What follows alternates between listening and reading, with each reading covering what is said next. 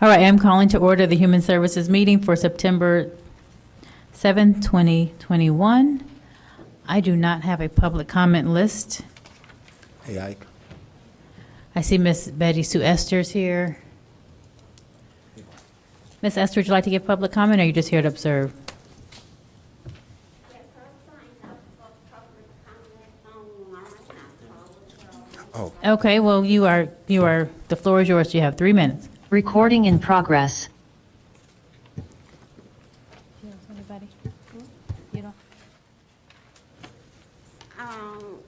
Could I speak after Commander Glue gives his presentation? Sure. Thank you. So when he finishes. I will call you up when he's finished. Thank you. would you like to entertain a motion to approve our minutes? Yeah, I'm getting there. Just asking. All right, so I move for, so to the public who might be watching, I am not quite sure what the issue is, but I do not have a public comment list. I apologize for that. It is not my job. I don't know where those requests go. Chair Fleming, Yes, I see only Miss Esther and Karen Courtright was the other one, and she was online earlier, but then she dropped off, I think, due to the length. Yes, and I see that she sent me an email with her public comment, so I will read Karen Courtright's public comments, and she did have to leave with the late start of our meeting. But first, I'm going to call approval of the minutes for the regular meeting, HS1. I move approval for my regular meeting from June 7, 2021 for action. Is there a second? Second.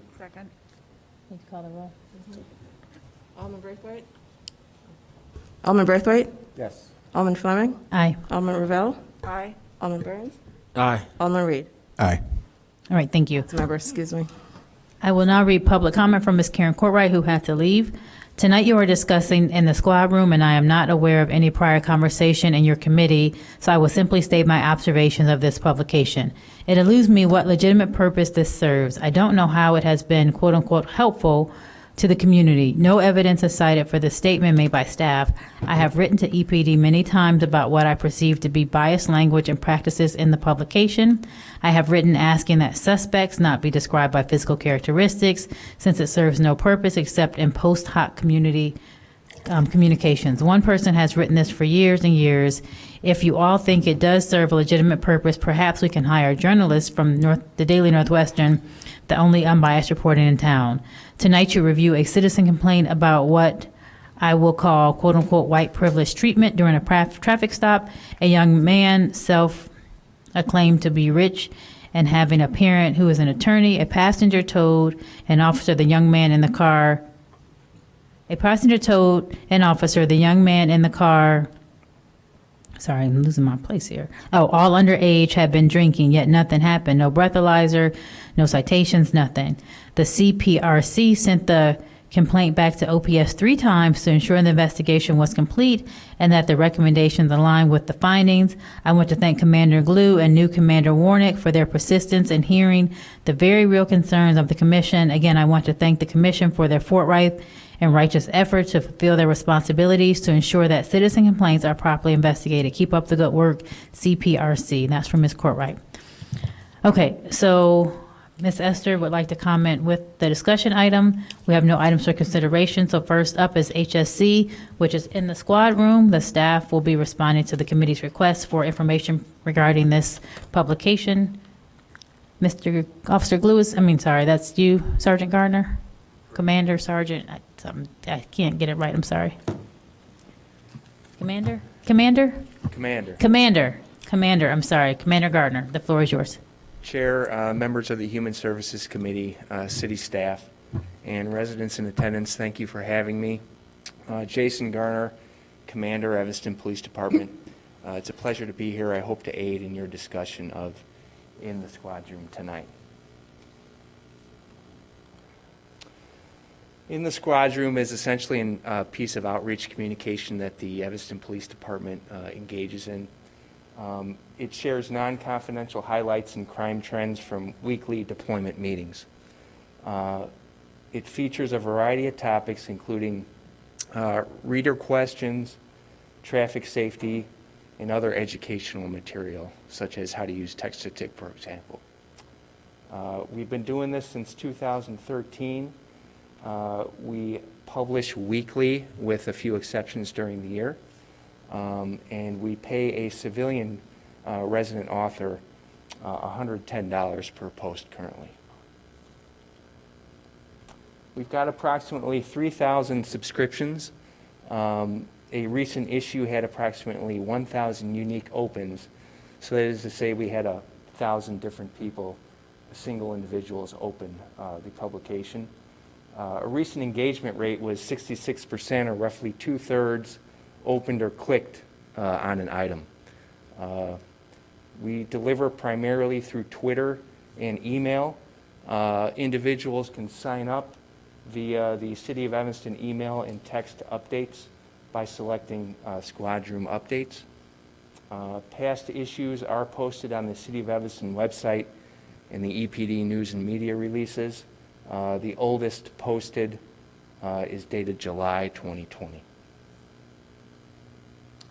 A typical issue is composed of beginning with a title, a photograph, and an introduction, then the weekly crime map. There's a recap or bullet point of that week's deployment meeting. There's a small feature on upcoming events, and then typically it ends with an inquiring minds or traffic safety feature. On every single issue, there's repeat information, which includes information for the ongoing gun buyback, a section and a link for people to submit questions or concerns, links to recovered property or how to go about finding your property if it's been reported lost or stolen, links to crime reports, including monthly statistics, the daily crime bulletin, and the police dashboard, and then finally ending with a link about information on our Citizens Police Academy. We recently did a survey. We got 54 responses back. Most readers, I describe them as long-term, and they view the publication weekly. In the squad rooms, their primary source of crime and public safety information, followed by local news, the daily crime bulletin, and press releases. Generally speaking, there's a desire for more detail about crimes and offenders still at large. However, interestingly, that becomes more neutral for information on people charged with crimes. Approximately 3/4 rate the style as appropriate and have an excellent overall opinion of the publication. The crime map, deployment recap, and inquiring minds are liked the most. So with that, open up for any questions. Thank you, Ms. Esther. Do you want to have your 3-minute comment now? I'm sorry. Do you want to have your public comment now? He's finished with that presentation. No, Oh, I'm sorry, the glue, I'm sorry. All right, so I'll open it up for the committee. Any comments, questions, concerns?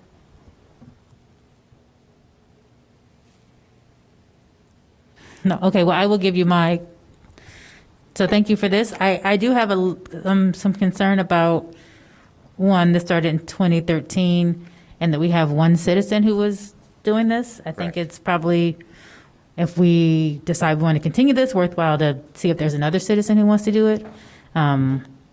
Just so we always have a fresh pair of eyes and we have different perspectives, different things people are going to write about versus one person who's been writing for several years.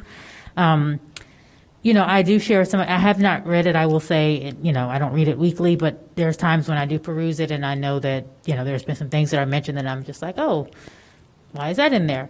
So between the person, when the citizen writes it, who does it go to, and what is the screening mechanism to make sure confidential stuff is not shared, it's not biased? Whose job is that? How much staff time is going into this? It's in the hours. Currently, I'm assigned to edit and then upload the document into government delivery. So the deployment meeting's on Wednesday. Hopefully, I get the draft by the end of day Thursday, and then it gives me an opportunity to edit it, review it, and then submit it for upload for a Friday afternoon send-off.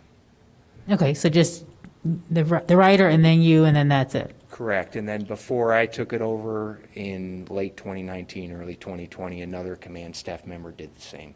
Okay, And I want to say, I think there's been about 4 over the years, 4 command staff members. okay.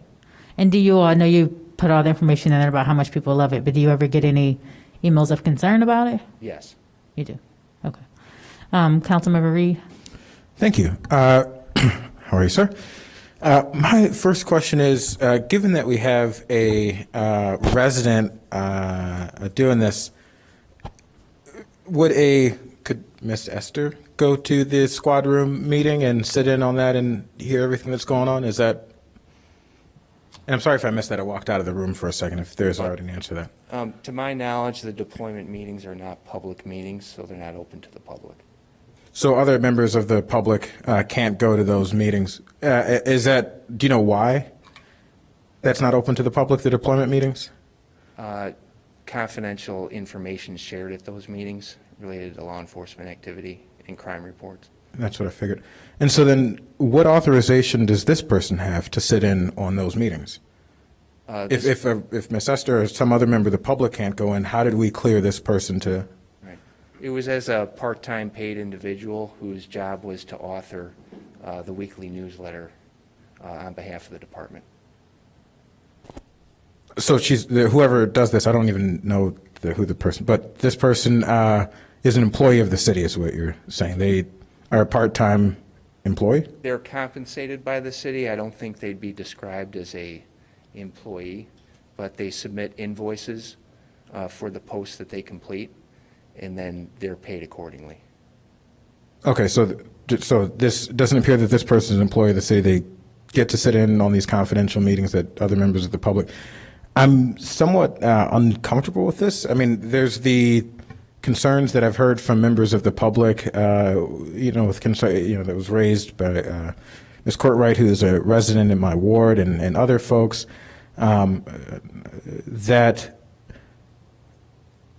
aside from the concerns about what people perceive as bias reporting, what people perceive as, all of that stuff, I am concerned about the confidentiality and, that this system where we have this person who's able to sit in on these confidential meetings that a regular member of the public couldn't, and then, kind of discerning that into what has been termed by a number of folks as, the not fair reporting. So I'm curious, this is for discussion, and it didn't seem like anybody. I'm just curious, what is our goal with this, Chair? Well, this was not my referral item, so I'm not sure what the goal was. Who did make the referral? I don't know. Okay. Aside from, I think it was yourself. No, I didn't do it. But I don't have it in front of me. No, it was not me. I know. So anyway, it was a discussion item. Staff is here. We can give them feedback. We are not taking a vote clearly because it's a discussion item. No one had a discussion but yourself and I. My concern is that we've had one person doing this for, however long this person's been doing this. I would much rather, if we think this is a valuable tool, and not that staff don't have enough to do, but that we have an officer who does a summary that is just very cut and dry, this many cases, this is the bike stuffs are high, the very kind of detailed but just pertinent information that then our staff can send out. So something like we used to do for the council notes, right? It used to was like just very bullet points, just vague but enough for people to know what's happening, that our staff sends out because you're already there. I don't know how we would, hopefully don't have to compensate somebody, but I just have concerns about a citizen who's been paid to do this. It's still requiring you to edit it and stuff, which I'm glad you're doing, but is it really serving the purpose, right? I mean, we're always going to have kind of conflict in the community about how much we're sharing and what's too much information. But, this started a long time ago. I'm not sure if it's ever been revisited. Those are my concerns, and that would be my suggestion, my direction to you all. Councilmember Reed, I don't know if you have a different one. Yeah. I'll go to Councilmember Burns, though, Certainly. because he hasn't spoken. Just real quick, is this the newsletter that includes individual arrests? No. This is not This is not the Daily Crime Bulletin. No, this is it's still like a newsletter, but it's it's more like a general newsletter of But what the they talked individual about. arrests aren't featured in this particular newsletter. It's possible that a individual arrested and subsequently charged with a crime could be listed by name. Okay. I mean, my concerns and But it will say something like, 10 men have been breaking into, stealing catalytic converters. So it Right, doesn't yeah. say the name, but it will talk about the crime. I mean, just following this issue, I think people really had concerns about that. The circulation of individual arrests as opposed to things that are just happening at large, or someone who is, someone who hasn't been apprehended. And there's been issues around it. But that's my concern. And in following this issue, I think that has always been the core concern. Aside from that, I think if we're going to do a newsletter, we should want to produce a newsletter that effectively engages the audience, and it sounds like this is just looking at the metrics. It seems like it successfully informs people in the way they would like to see, and therefore you see a lot of engagement. So, I mean, we can discuss who should be in the in the deployment meeting, and what member of the media, if there should be a member of the media, or how we should appoint that person. But I just wanted to be clear on that. Is if it's my biggest concern is if it has individual arrests. If that's not in this particular newsletter, then I'm pretty neutral on it. But you're saying it can, it doesn't always. It's up to the discretion of the writer.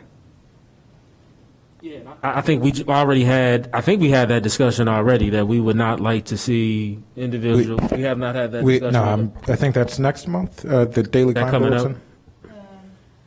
I believe is that on next month's agenda. They had the Daily Crime Bulletin.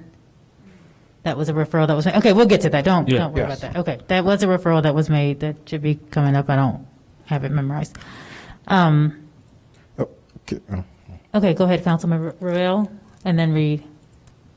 Well, I just, I think the concept of this newsletter is a good one, and it does seem as though there are residents who appreciate receiving this kind of information, and it is more than just a simple bullet of action items. It has some, residents can submit questions, and, so it's an engaging piece, but, if there are particular ways that it's written that we find objectionable, we should be giving direction to, not list names or not, whatever safeguards we want to put in place in terms of direction. Councilmember Reed. Speaking of that, I think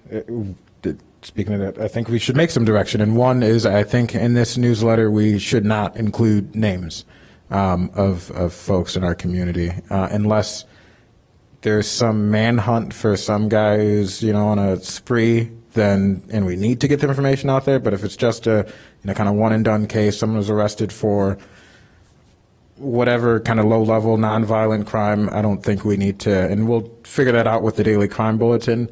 But I think we should stop putting names. I think we should look at having, one, just as a simple thing, I think there should be some kind of contract with whoever's doing this that requires confidentiality. I don't know if currently there is a contract that requires that with the writer. They're sitting in through what we consider to be a confidential meeting that's not open to the public, so there should be some kind of formal written letter holding that person to that confidentiality. And then secondly, I'll advocate for my resident who made a public comment. I do think we should have this should be a contract that comes up every so often, or we should have a cycle of folks. I think maybe members of bona fide media organizations should be allowed to sit in on these meetings, again, with that, confidentiality clause, and getting approved whatever's released by the police, having some input from the police department. And so, I'd love to see Daily Northwestern, any other bona fide media organization in the city that has an editorial board, be allowed to participate in this as well. Madam Chair, Would you like to give public comment?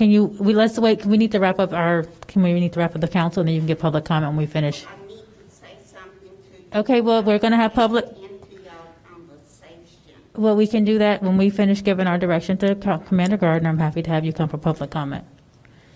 You can go back and Go ahead. I think that would be weird to have the editor at the police department and an editorial board that you respond to. So I think it's one or the other. If we're going to keep it the way similar to what it is, I think it probably should be, a city staff. If a commander is going to be the editor, I don't even know if they would want to do that. You know what I mean? I'm not saying the editorial board would edit. I'm just saying a bona fide, so it's not just some blogger that can do this. It's someone from from the Daily Northwestern, from Evanston Roundtable, from Patch. Then what their editor, as far as I understand it, would be a police commander. I don't even know if they would want to do that. You know what I mean? So I think if the editor is going to be somebody from the police department, it should be an employee or a contractor that's working for and with the police department. If we're going to move away from that, then I think we move all the way away from it, and we have a member of the media there who is responding to their own editorial board as opposed to the police department. Okay, I'm going to, as chair, jump in here for a second. So my first question that I didn't ask earlier, is this person go through, do they sign some kind of confidentiality document? The person who was in the squad room, who's writing the report? To my knowledge, no. I have submitted a request for a non-disclosure agreement with the legal department. Okay. And I'm waiting on that. So to my knowledge, it hasn't been done, but it's something I'm working on. Okay. So is the, perspective of this committee that we would like not an outside person writing this and one of our staff writing it, or I will just tell you that I would not support a reporter writing this, because then we have the same issue that we have now, which is someone who is not a staff of ours, who is now, receiving potentially confidential information and all that things that, might happen with that information. So are the people who have an opinion up here, is it I'm trying to kind of wrap this up. So we feel like we like this to keep going, but we would like maybe staff to take the reins more. Are we okay with someone else? I would just add one thing, was that the Yeah. spirit of it when it was created was for transparency. Right, so you have a involve citizen, a right. community member. So I don't know if I would push for something, as I wouldn't want to prohibit or do away with a means for the department to engage with the community or partner with a community member.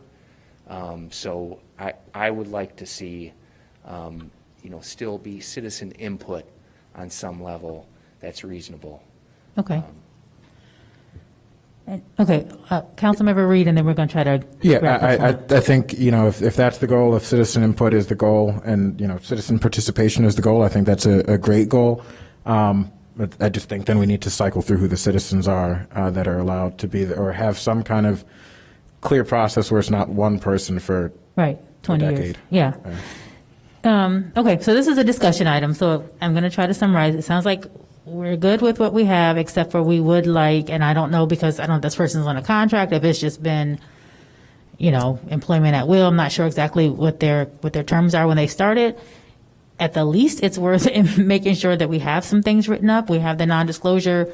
We have some kind of contract in terms of what our expectations are for $110, particularly around time. I do think after all this time, it is probably best for us as a city to go ahead and, I don't know if we want to do an RFP or how form we want to make this, but to see if there are other citizens who might want to engage and have this position. We always want to have, if we're doing citizen engagement, having one person in one row for a long time is probably not the best way to do that. So I would like to suggest that we, you guys can talk to legal or HR, however you have to do, about how we can think about getting another citizen who might be interested in taking this role. And you might find you have nobody, and so therefore you still have the same person. But for sure, getting the non-disclosure and some parameters around what should be, some training with them, what can be involved, what shouldn't be involved. I appreciate you editing it, but hopefully you're not having to edit out things that ideally this person knows should not be in the publication already. particularly to Ms. Cartwright's point about physical descriptions of folks and leaving the names out. I think it's something that we all agree should be done, even if they've been convicted. Probably we'll see that in the Daily Crime Bulletin as it's written thus far. I'll see it somewhere else. Maybe it doesn't need to come out of this this reporting. Is that enough direction for you all for right now? Glue has a question. Yeah, I actually wanted to add one thing about the, if I could stop. Yeah. Real quick. Just as a piece of information, our local media outlets, Northwestern, and they, especially Northwestern, because that's come up a couple of times, they get our blotter, they check it when it comes out. And then they'll follow, they have people assigned to check that already, and then they'll follow up, so like Evanston Now and the Trib and stuff like that. They're following the blotter. So as far as reporters reviewing the same information, that is going on now, and they contact us as needed, things that they're interested in, and then we'll share that information. So that aspect is something that's already in existence through the blotter, but not through in the squad room. Great. All right. So if you can come back at some point and just let us know an update on this, Sure. that would be helpful. And I'll just add for the record, after that survey, obviously from time to time, you're not going to help but get some complaints, but there were a lot of positive responses as well.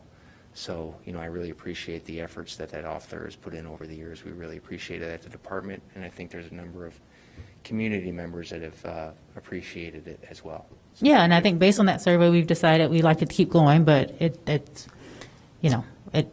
we always want to review who's doing what when we're using taxpayer dollars. Thank you. Thank you. Okay, Ms. Esther.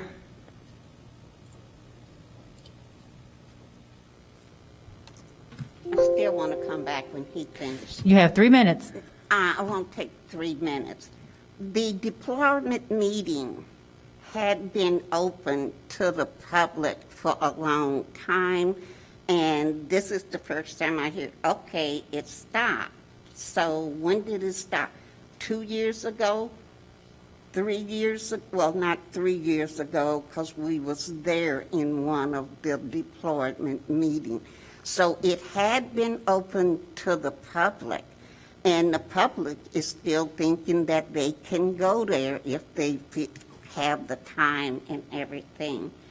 And the young lady that does the writing, I didn't know she was being paid. We just thought she was just some citizen that was volunteering, because her writing sometimes border on the offensive in terms of race and stuff, how she writes stuff.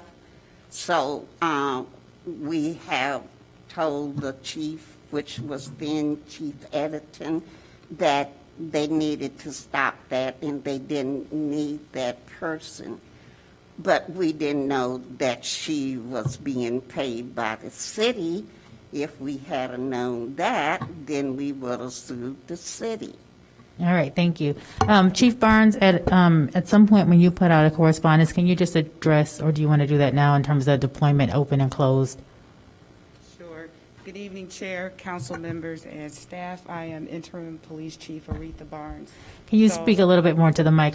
Yes. Thank you. So we have not had the public, other than the editor in the squad room, attending deployment meetings for a very long time, at least since about maybe last year, when we had complaints from residents and also internally that we should not be having just anybody from the community attending those meetings due to the confidentiality and extremely sensitive nature of information we were releasing.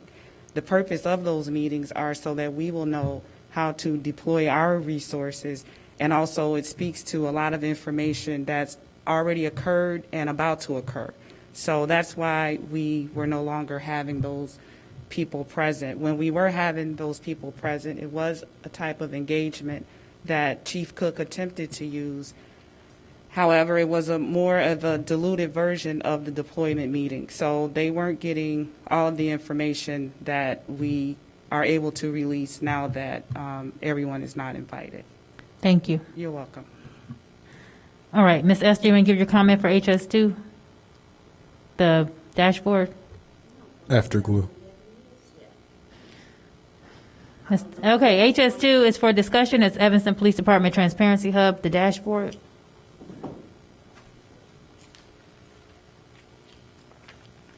Chair, committee, other city officials, thank you for letting me talk to you about the EPD Transparency Hub. We're going to go through an introductory slide that kind of itemizes what this does, and then we're going to go in through some of the modules of the EPD Transparency Hub itself. I will caution that it is under construction. Some of the photos are stock, some of the photos are of our people.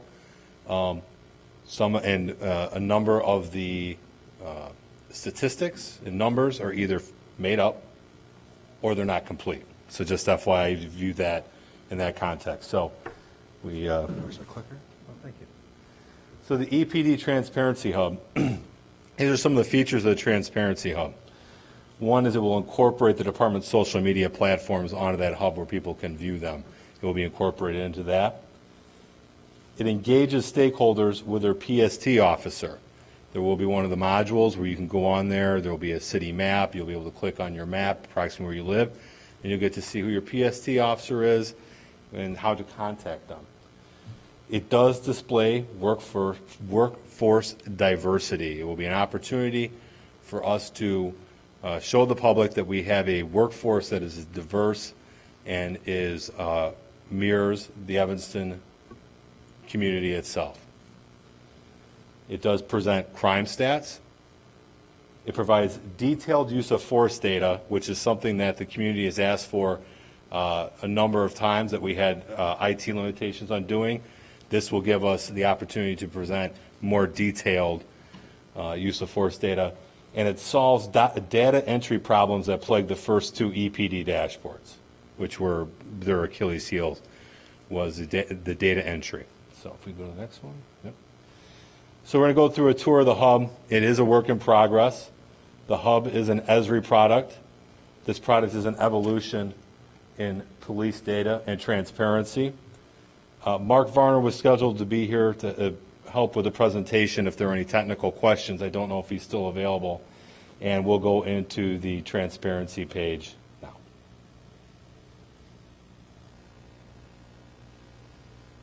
All right, there you go. Thank you. So this is how the transparency page appears. It is not public. There are only a few people that can look at this, the people that are working on it right now. For the Evanston Police Department, the individual doing the public-facing work is Officer Anjali Daly, and then the back-end IT stuff is being performed by Mark Varner. And here is the message from Interim Chief Barnes. This is the welcoming page. Again, on the page, it kind of lists some of the things that we're trying to do. Some of this can be changed, labeled differently. Asheville, North Carolina already has this. They refer to, like I said, a use of force response to resistance. Some of this stuff can be modified for our purposes. Then we'll go down, frequently asked questions, so on and so forth. So this is kind of our opportunity to kind of give a snapshot of the dashboard and give some information. Body-worn cameras, obviously, a big thing we get a lot of questions about. So, and again, some of this will evolve as time goes on. So community engagement. These are pictures of our people. That is not. So here we have a picture of the city of Evanston. So we'll click on here. Community Policing Area, Ward 7. And it will tell you that Brian Rust, at least here, is listed. I know there's a lot of updates going on at PST, so this might be a little stale. Who to contact, his number, his email. So Brian Rust is the officer for the 7th Ward. Then we have some ways to report crimes, monitor problem-solving projects, how did we do, surveys, so on and so forth. So it's a lot of scheduled events, calendar. So workforce diversity. This is obviously a very big concern, and law enforcement has been for a long time, trying to achieve police forces that demographics mirror the community that they serve.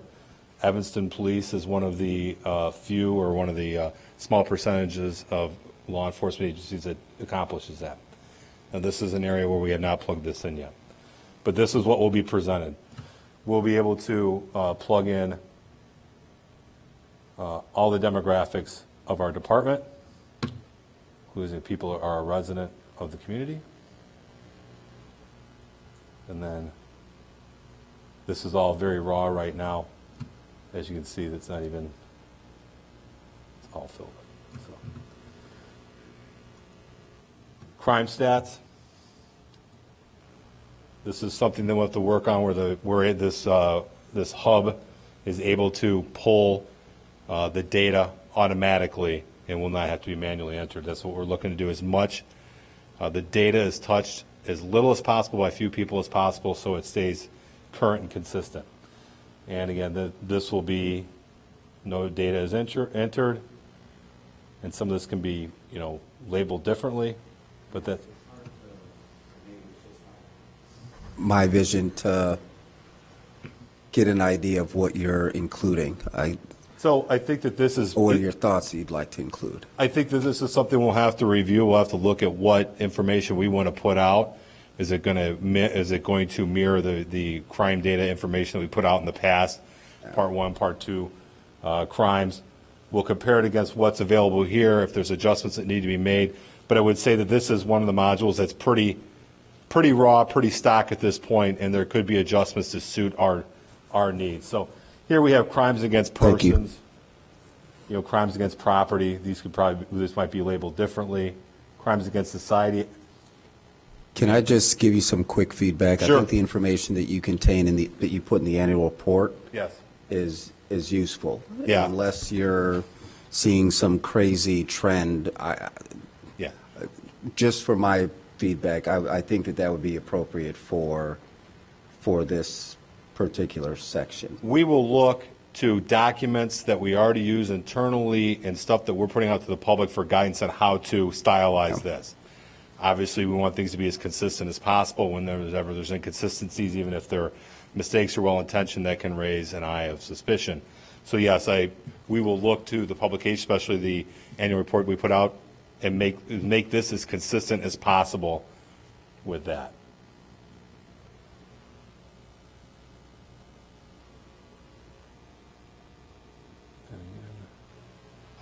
And then if you could go back to the community engagement. Sure. All right, so here's what I didn't see. Okay. I think it's two things as a community we can take pride in. For one, the Citizens Police Academy. I think pictures on that, an explanation of what the program does and how to get involved, I think should be atop the list. You also, I think, do you have an Explorers program similar to the fire department? We have an Explorers program, and we also have OGA. I think that those things should be included where appropriate. Yep. As we're coming out of COVID, I think that those programs will again become robust. Yeah. So yes, I think you said it before, but just to reiterate, the Explorers program, which is a great way for high school students or any youth who are interested in pursuing law enforcement, would be great. And then you said the other one, the Officer and Gentleman's program, Yes. which I think is phenomenal as well. Maybe you also include complaints, just a section of where you do it, how you do it, who you contact. I would think would be a good place to add that as well, under that community engagement. I think there's a couple places that are going to solicit, such as something like how are we doing, and then we would be able to put, as we're always looking for ways to take in complaints or feedback, whether it's a traditional way, this could also be one of those. We'll be looking to make this one of those ways as well. Yeah, and then the other piece would be National Light Out and any other pictures that show authentic community engagement, nothing staged. The last module I wanted to talk about, which I think is the important one, and this is one that we've already started working on, as far as how we want to present the data, and we're looking to do it, like you said, to present The information that we take in on the use of force report, we want that information to be available here. We've had limitations in the past about how much information we can put out regarding use of force. The goal here is that this is going to present the information that's on the use of force report. And again, this is very raw, but it is going to have demographics. Yeah. And I have a document that I'm going to refer to that's not up here because it's work that we're doing directly with the vendor. We'll be able to put on use of force policy. It'll tell people how things are internally reviewed for use of force. So briefly, this is one area that we've already started working on using the community's feedback off our prior iterations of the dashboard. How do we want, what information are we going to put in about use of force, and then that's going to dictate how it's presented. And some of that information is going to be obviously the nature of the call, the location, the beat of occurrence, the officer's assignment during the time of the incident, the use of force details, such as the type of resistance, the officer's response, if there was injury to the officer or the subject, and then if that was found to be within policy or outside of policy. There will be officer information, years of service, age, race and gender of the officer, and then there will be subject detail, the offender or subject details. All the use of forces are not necessarily offenders. Will be also age, race, gender, and an impairment type if that is applicable, such as alcohol, drugs, both or unknown. And that will be the information we'll be looking to present here, because it is the information that we record in a use of force report. And that would make, typically where we get FOIA requests for use of force reports, this will hopefully cut out that step and make it more accessible to people and more transparent. That is the presentation that I have. Thank you very much. Any questions or things that I need to go back and touch on? Just one quick comment. So this, I think, is critical, and I'm glad to see it up there. So I'm going to make a statement that says that I would hope that this would be this page would be the least amount of traffic and information, because that would mean that, you know, officers are practicing their verbal judo and all those skills. But so this, I would expect, would be updated on a more frequent basis. The only concern that I would share, and I'm sure you're going to tackle this with legal, is what do you do with an ongoing investigation, right? So if we were to look back in our past with a situation on Ridge Street, would we expect to see something like that on this page, and what would be the time frame of it? And you don't have to answer that now. I'm just saying that's something we should think critically about. And then my overall question, and I think I'll then give it back to the chair, is that we've been talking about this for some time, and I don't know what type of resources are being allocated to this, but I would want to see this updated and populated as quickly as possible. So take the feedback that you're getting now, and then my question on the back end would be, how long are we going to have to wait to see this up? And I think there's another version somewhere on the website that I feel is outdated, but I'll look for that. But if you could answer that question. So the version that's on the website already is outdated. We ran into, it is obviously not nearly as engaging as this.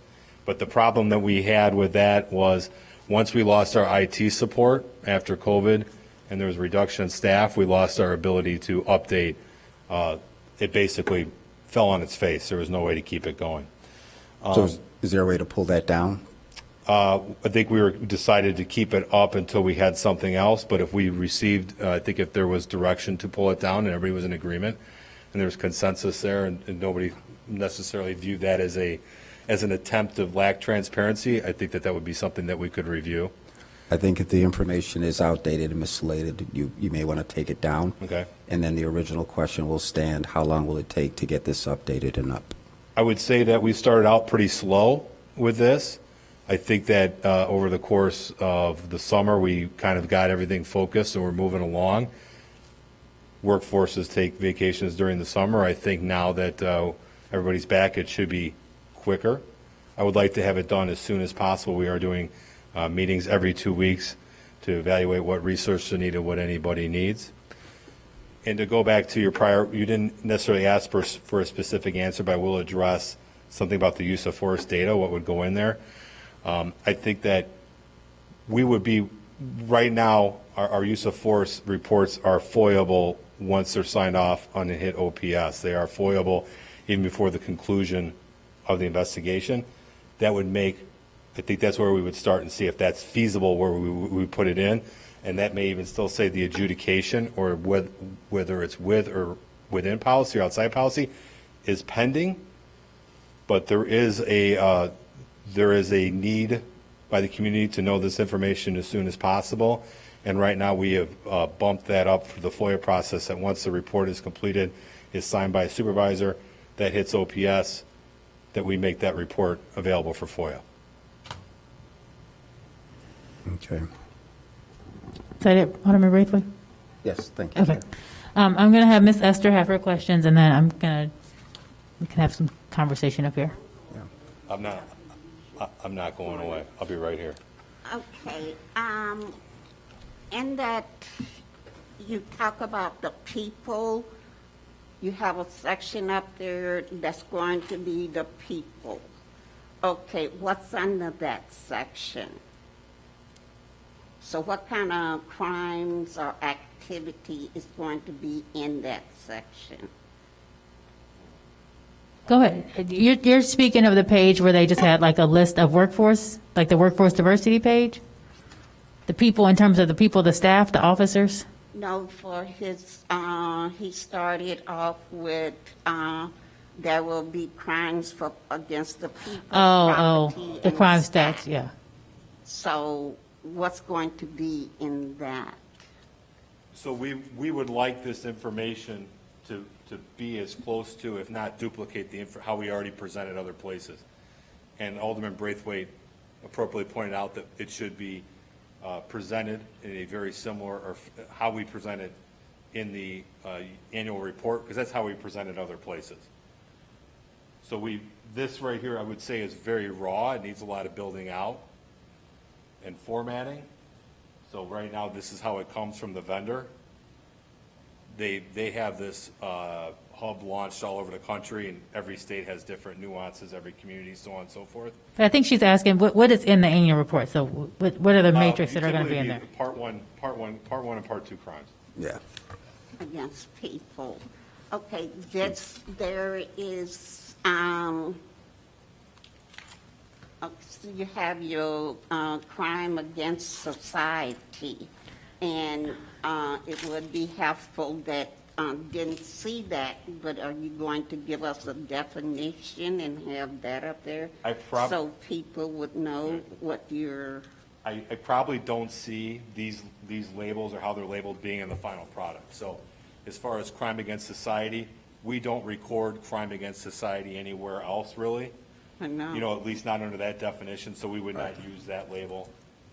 It would be like what we put in the annual report, which is going to be the part one crimes, nobody's name, just the numbers and percentages, and if crime went up, went down, and what it was, we would be looking to present that here.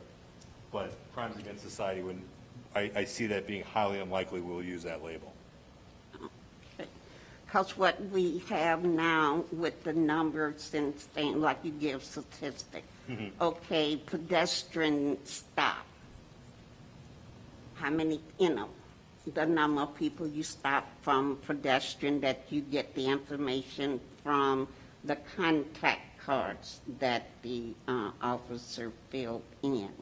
So you're going to be adding that information, and it's going to be in a section. Right now, it just has it pedestrian stop, traffic stop. It's plain and simple. And then when you come to with the fancy labels and stuff, you're kind of making it hard for some people. Well, I think he was saying these labels are when we bought the software, these labels are in here. So these are not the labels that we plan to keep. I could direct you, anybody who wants to, Asheville, North Carolina has already launched a transparency hub that's very, very similar to this product. We're using basically the same package. And if you go in there, you could see how there's labels changed, and it's North Carolina, so they have some differences there, and you could go in there and see a more finished product. Unfortunately, this one is not. So a lot of these labels are likely to change as we make it fit what we want and make it fit what the community wants. All right, Ms. Esther, I'm going to wrap up your public comment. You have another question? We have some council members who want to speak. No. Well, when you do, you should have meetings with the community so the community can lay it out, look at it, and say, this is what we would like to see from what you have in understanding what's going to be coming up and looking at something, and I don't know what I'm looking at.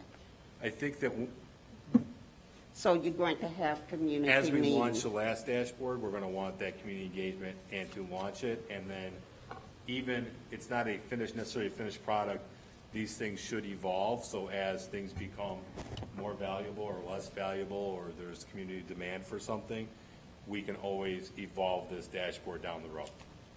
So you're going to have community meetings. Yes, he's going to have some community meetings. Thank you. All right, Councilmember Reed and then Councilmember Burns. Yeah, Officer Glue, how are you, sir? How you doing? Doing well. I am familiar that the former clerk's office issued a memo as the records keeper for the city that asked for all use of force and police misconduct, police complaint, the CRs, to be released on this dashboard. And sorry, I walked out for a second.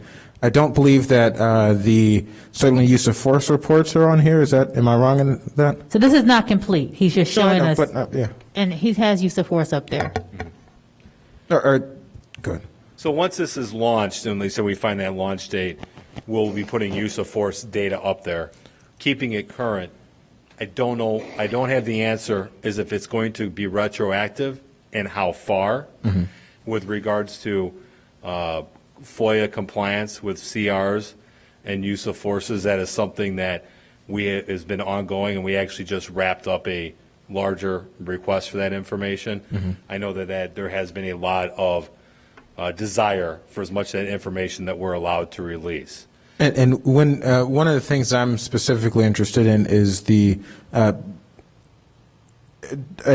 assuming when it's completed there will be data and just kind of raw statistics, but I'm interested in, as the memo says, and also having, Jesus Christ, my mask keeps going into my mouth, also having the police reports, the individual police reports when there's the use of force and CR, as well as any accompanying information. I mean, Chicago, it's not IPRA anymore. It's the COPA. Chicago's COPA releases this data, although that's a separate function of what's going on here, but it is proactively released on a government webpage. And so the law is very clear on the side that it can be disclosed. And I'm hoping that particularly with that, with use of force and complaint registers, that we're making that information public. Yeah, as far as this will not address all complicated FOIA requests, FOIA will still be something people have to go through to get information, but we would hope for some information and stuff that people have a lot of desire to know, especially stuff that's ongoing, that this would be a place that we could direct them and they could get that information.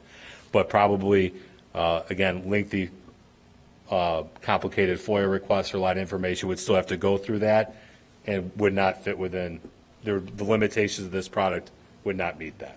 Okay, and then last thing is, while I don't support it, we currently release a daily crime bulletin, and we're not mandated to do that. It's you can call it a proactive release. And so I wonder if this hub is able to accommodate, similar, if we release the names of residents and their addresses and their ages and all of this information about a resident when they've simply been accused of a crime, I would think that we'd hold ourselves to to a higher standard than we're holding residents, and if an officer is accused of either CR or use of force, that in a similar manner that data can be made available if it's this tool or another.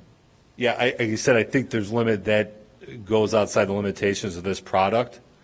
But there, like you said, we do have FOIA in place, and the requests are reviewed by a FOIA officer, the legal department for appropriateness, and complied with, hopefully consistent with the AG's guidance. So, Councilmember Burns? Low level, I think knowing how often we're enforcing enforcing low level arrests is important, especially with like well-being checks, cannabis arrests. I mean, there's a few that I can list off. It's getting a little later in the night, so I don't have the whole list with me. But I think there's this sense, there's a discussion happening for a while that not just our police department, but police departments in general are making a lot of low level, non-violent, arrests. And so to have that as part of the tracker in some form, and we can talk about how to do that, I think makes some sense. Any information we can provide on juvenile arrests, again, obviously not names of juveniles or anything like that, but it would be great on an ongoing basis to know how many juvenile arrests and how many of those are being forwarded to our administrative adjudication process, and maybe what some of the results of that are. Again, I know there's some limitations, but information regarding that would be interesting. I think what Ms. Esther was getting at, which I agree, it's called a lot of things, stop and frisk, Terry stops, but trying to wrap our head around how many times reasonable suspicion is being used, and if there are contact cards, and a little breakdown of what was the reasonable suspicion, information on that reasonable suspicion, Terry stops, et cetera, will be really helpful. Does this include traffic stops at all? I believe that we can include traffic stops. I'm not, like I said, I don't exactly know where we're at with that right now. I don't have an answer, but I see the information about traffic stops, the information about pedestrian stops. That is much more likely to be within the limitations of this product than some of the other stuff that we're talking about, like results of adjudication, so on and so forth. It's probably just not within the limitations of this product. It's just not there. Yeah, for the other arrests, just knowing like juvenile arrests, just straight number, and then how many, I don't know if all of those are forwarded to our local administrative adjudication process, or there's others that go through some other form of mediation. There's a way, all this stuff that I'm requesting, there's a way to snapshot it, and then there's a way to dive a bit deeper into it, so we could talk about, what can be released. And then I would love to see us working with frequent requesters of police data. We know who they are. They, use our FOIA process frequently. So touching base with them to see what type of data they would like to see released, I think would be a huge benefit. And also reaching out to the Innocence Project, which I'm sure you've heard of. They do a lot of work around data. I think they work with the city of Chicago. And so I think reaching out to frequent data requesters through our FOIA process, police data requesters, and then also Innocence Project would be a huge help. As Ms. Esther said, working with the community. So like the Innocence Project and the frequent requesters of police data, those are like really wonky, data-driven folks who want to see the spreadsheets and have access to them. But also I think we need to run this past just a layman, someone who is going on the website and just wants to get, the information they need. So I agree with Ms. Esther said, at some point if we can run this past the community at large to know what type of data would you want front and center if you went on a website like this, and is this, once we have it up, asking them is this data presented in a way that's easily understandable. I think that's really important. If we are going to have a snapshot but also go deeper, I would look at the way there's a website that puts together information on the census. Let me just quickly look it up real quick. 8092 Cook County. It's called censusreporter.org, but if you go to that page, I just looked at Census Tract 8092, which is one of the Cook County census tracts in the 5th Ward. And if you click on the link, there's nice snapshots, but then there's also a tab that says Show Data, and it's embedded. Right. You click on that, and then it expands to all the data. I think we can do something like that, and I can send that along. Go ahead, I'm sorry. Before we wrap up here, I just want to take an opportunity to manage some expectations. when we get this is a tool we get from Esri. We do have a significant amount of latitude in what, how we present things and kind of what we want on there. But I think a lot of the things that we're talking about is going to fall outside of what the capability of this product is. And it's going to fall outside of technically what it can do, and it's probably going to fall outside of what we would be, if we could, what we could manage and keep consistent and reliable and valid. So I just want to manage expectations. You kind of have to look at, this is like the framework of a house. Yeah. We've bought the model. We have some, we could pick, we could pick the sink. We can, there's things within there, we do that, but we do have a framework that we have to operate within. And some of what we're talking about, I just want to say is probably going to fall outside the limitations, and we'll have to go back to, people want that, they'll have to go through traditional FOIA. And that leads me to my last point. I think separate from this conversation, somewhat it relates, is we should have a conversation about the annual release of data at some point, because there's no reason why we have to only release things through a FOIA process. I think other cities are just, again, looking at what frequent FOIA requesters are requesting and releasing some of that information proactively. So at some point, I think that'd be a Human Services Committee discussion. We should look at what we release annually to the public. But those are all my notes. Thank you. All right, and I'll wrap up this conversation by saying, so I'm looking at the Asheville one. They do quite a bit about, they have a tab about traffic stops by race. They have a dashboard on that, so that might meet some of the concerns. I do think that there is, if we can get this up tomorrow, that would be great, because I spent some time with Hillary when she was here, 10 years ago, working on the last dashboard, and then it took forever, and then we got it up, and it was like, oh, it's not working. Right. So I think that there's this ongoing conversation about a dashboard. Now, I'm not an IT person, I don't know any of the technical stuff about this, but if we're going to have a dashboard, it's important that it works, and, all the things that you mentioned. I understand Alderman Braithwaite's point about taking it down if it's not accurate. However, I think that also then opens up a whole other can of worms. Maybe it makes sense to say, we're working on a new dashboard. We realize this one has some errors. We, project the new one's going to be up whenever, in March or whatever the time frame is for that. All the things that are mentioned about data, I do think between you all and IT, we do need to get a handle on it. Again, looking at other people's websites, not this, this does have some limitations, I'm sure, but there are other things in which we can release. And maybe there's just another link on here that says, for more extensive data from EPD, click this button, and then people can go through and click away of all the data they want, right? There's like open data communities that will, I think we had Open Data Evanston or something at one point. But anyway, there are more crime statistics and just police information that people are now in 2021 expecting us to release. And I realize you all have some limitations on your tech skills. And so that's a direction that we as a council might want to give our city manager's office. And again, knowing it can't all go on here, this is a good place to say, we have an open portal for data, click here, knock yourself out with all the information that we have available. I mean, it's always better to just put everything we can out there and let folks dig through it, instead of having this FOIA process that people are getting denied or it's taking forever or whatever. So thank you for this piece. If you can bring it back when it's finished, so we know what it is. The community engagement piece is going to be very important. And then I would ask that you all on the website now where the old data is, to have something up there to acknowledge that we know this is old and out of date, and we're working on something new, and we project it to be available at whatever time.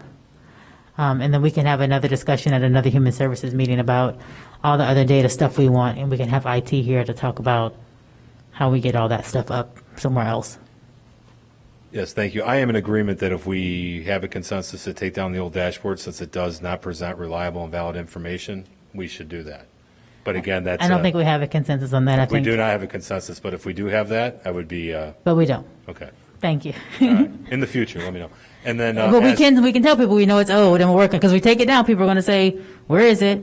What are you doing? When's the new one coming? So if you're prepared to give us a date that this one's launching, then I might be able to support you to say take the old one down. But if it's like, we're working on this one every 2 weeks and we don't have a lot of people to work on it, I can't go to my public and tell them that. Okay.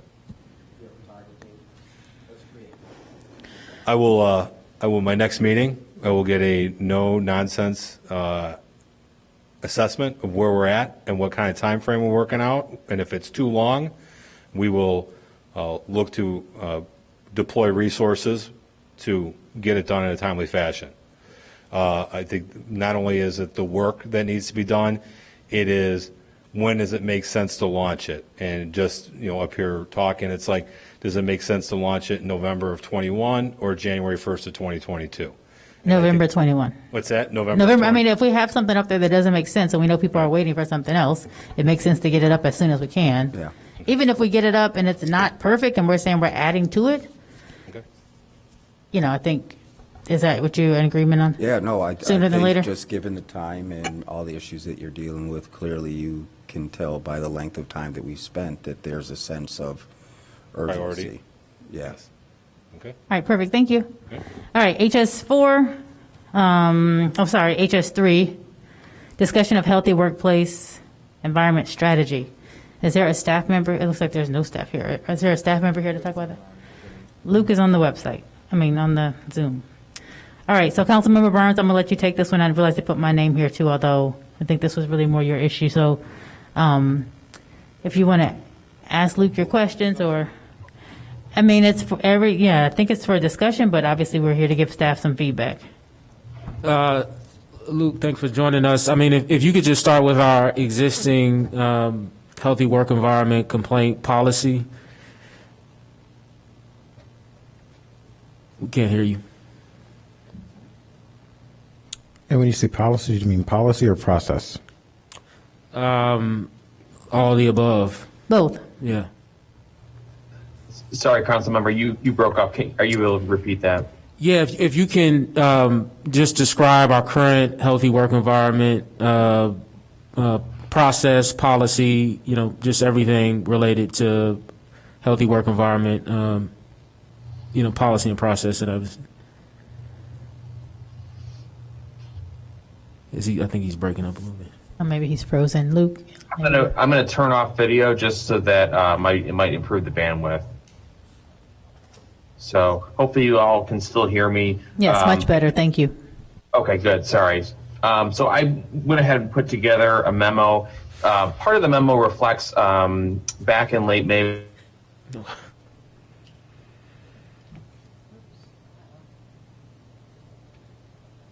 We're losing him. We lost you, Luke.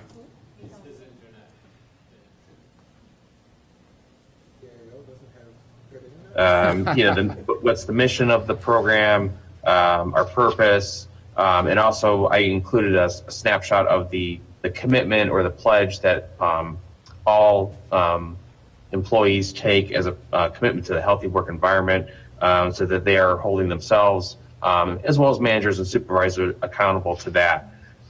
If somebody were to experience something that they feel is a violation of a healthy work environment, they are able to go to their supervisor, manager, director, or HR. They can file a complaint. The HR team then meets with that person, the complainant, gathers all of the information and facts from them. At that point, they would move on and then interview the potential offender that's involved in the situation, and interview that person, gather all the facts and information from that person. And then they would move on and try to interview witnesses or try to corroborate other information that other people can contribute to, any other data points that they have to validate that.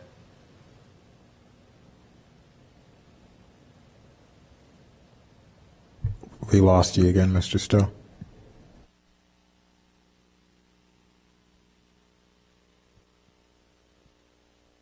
Counseling, different levels of discipline, verbal, written, suspension, or even termination.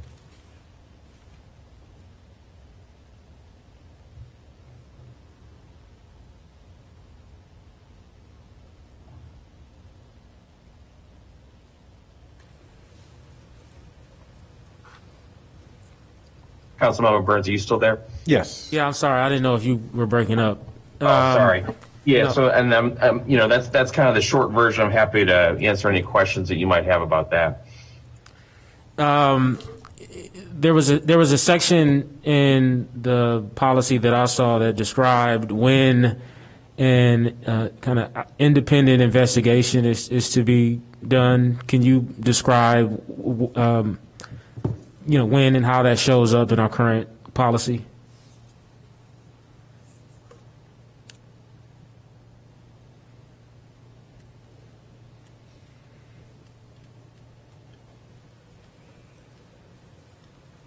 Is it decided to do an independent investigation? I personally was never involved in any of those cases, so I wasn't a part of those conversations. So I think whenever HR in the past felt that there was some sort of conflict of interest, or they felt like maybe there was expertise, or it was beyond the scope of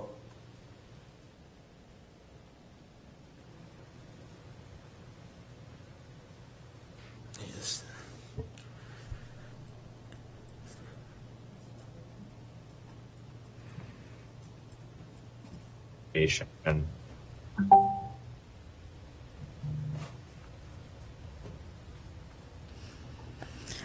All right, it seems like, Luke, we are having a hard time hearing you. Councilmember Burns, are there specific questions that you like to try to have us get to?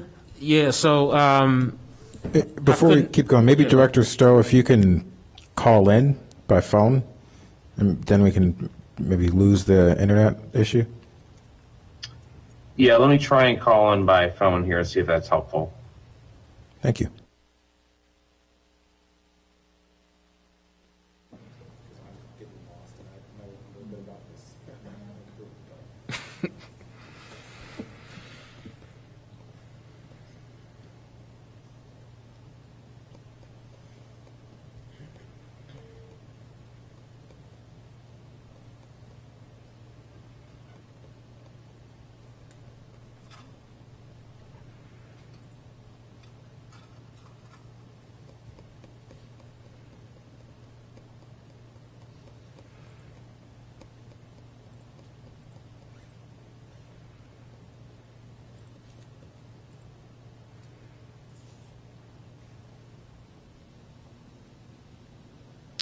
All right, maybe we should move on to the next agenda item.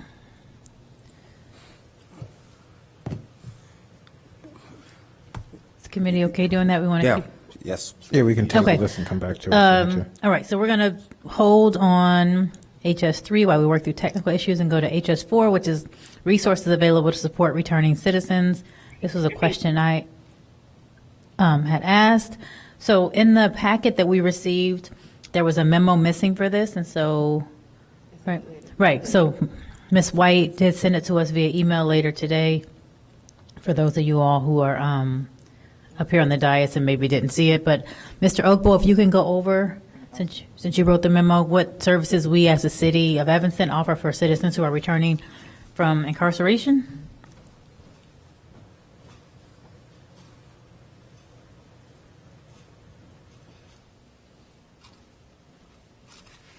Good day, members of the Human Services Committee. Ike Obo, Director, Health and Human Services Department. As a matter of fact, we do not have a specific program directed to returning citizens from incarceration, but we do have a few programs that these returning citizens can benefit from, and which they have benefited from. One is the GA. Over the past 5 years, can you hear me? Okay. Over the past years, we have been able to have about 10 or 11 individuals who return from incarceration partake or participate in our GA program. We also have the Moran Center advocacy program, where we've had a number of individuals partake or participate in those programs where criminal records were sealed of nonviolent crimes. We also have been able to link these individuals to outside services from the Howard Community Area Center, Peer Services, Erie, Kurt Cafe, to get these individuals employed, financial literacy, job placement, and other services. But is there a specific program for these individuals? No, but we do have some programs that. And Director Vogel, I'm having a hard time hearing you. I don't know if that's just me. Well, yeah, I think he said that we don't have a specific program, but we have the referral. We make referrals, and people can access general assistance, which is a monthly cash program. Okay. But within the city. So my reason for asking this is when I first got here, this was brought to my attention, more so around hiring, and that how did the city, were we proactively hiring people, who had records, right? Was there like an entryway for them to have employment? Because at that point, we still were doing, or you wrote on your application if you had been convicted of a crime or not. So obviously, ban the box has gone into play. There was a new policy crafted with myself and Kevin Brown and some other members of the community around us not necessarily prioritizing people with a criminal background, but not having it be a barrier anymore. Unfortunately, I from what I've kind of learned, and not that we have a whole lot of data, I don't know that that policy has really helped folks with the background to attain employment here. And then just as we nationally know about, incarceration rates and people coming home and recidivism, is that communities that don't have programs in place, whether it's run by the city or a nonprofit, folks are likely to return to incarceration because they just don't have opportunities they need. So I know that our outreach team has, kind of been working in this area, not necessarily with the formal program outside of the Moran Center, but I thought it would be worth us having the discussion if folks were interested about what we want to do as a city entity, right? We have a lot of, I think, hopes and dreams about our city, and we have a lot of nonprofits, and we hope that they're doing kind of all this great work. But as a city, are we kind of setting a standard in which we are saying, yes, we're hiring folks, yes, we're connecting them with services. There is an entryway. I know that from past work, when people were, if I'm correct, when people were coming home from prison, that I think, and maybe this was only like parole or probation, that our police department was notified, so we know who some folks are, so that we as a city could reach out to them, or do whatever, or make sure nonprofits reaching out to them, so that as soon as they get home, they can be, if they choose to, connected to some program and support. And so obviously, again, we want to keep them from reoffending and returning back to prison or wherever they might have been. So that was my rationale, my question about this. Wanted to see kind of where we were as a city. Does anyone else have an interest or question around this topic? Alderman Ravel or Councilmember Ravel? That was a question I had that you just mentioned, which was, how do we know who these folks are when they return to the community, or do they have to somehow find us? Is there a way? Well, usually they find us, or when they are applying for services, example, GA, during the application process. I mean, this is information that they volunteer to us, and that's how we know. The police department does not really relay this information to us, and I don't know if there are any regulations that would bar them from providing us such information. But it is just by word of mouth, them seeking services, that we know who these individuals are. Glue, can you answer that? Do you know, I remember a conversation, I believe it was with Eddington, and I will get to you, Councilmember Reed, with Eddington about notification they had when some folks were returning back to the community. And again, maybe it was just if they were going to be on some kind of, probation or parole, and this could have been now non-existent. There are some notifications that take place. I'll admit that I can't speak in detail, technical aspect of it, but there are notifications that take place. But as far as it being, I think it's accessible as the context of this conversation, that is not presently the practice. Okay, thank you. Councilmember Reed. Yeah, and just to answer the question, while in the clerk's office, there are a number of occasions where we wanted to reach out to folks who were,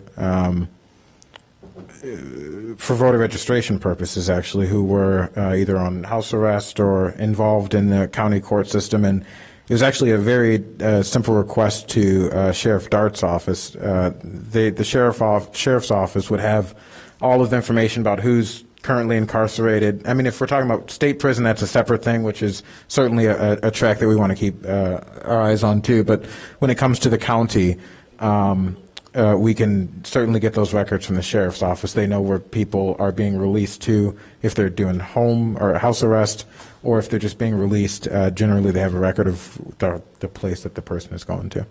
Yeah. Yeah, and my understanding also is that the Department of Corrections, they do keep tabs of these individuals, those who are supervised or on parole. I know the police department does have some data in this regard, but I don't know if they know who these individuals are specifically, or is it information that we have to obtain from the Department of Corrections? Yeah.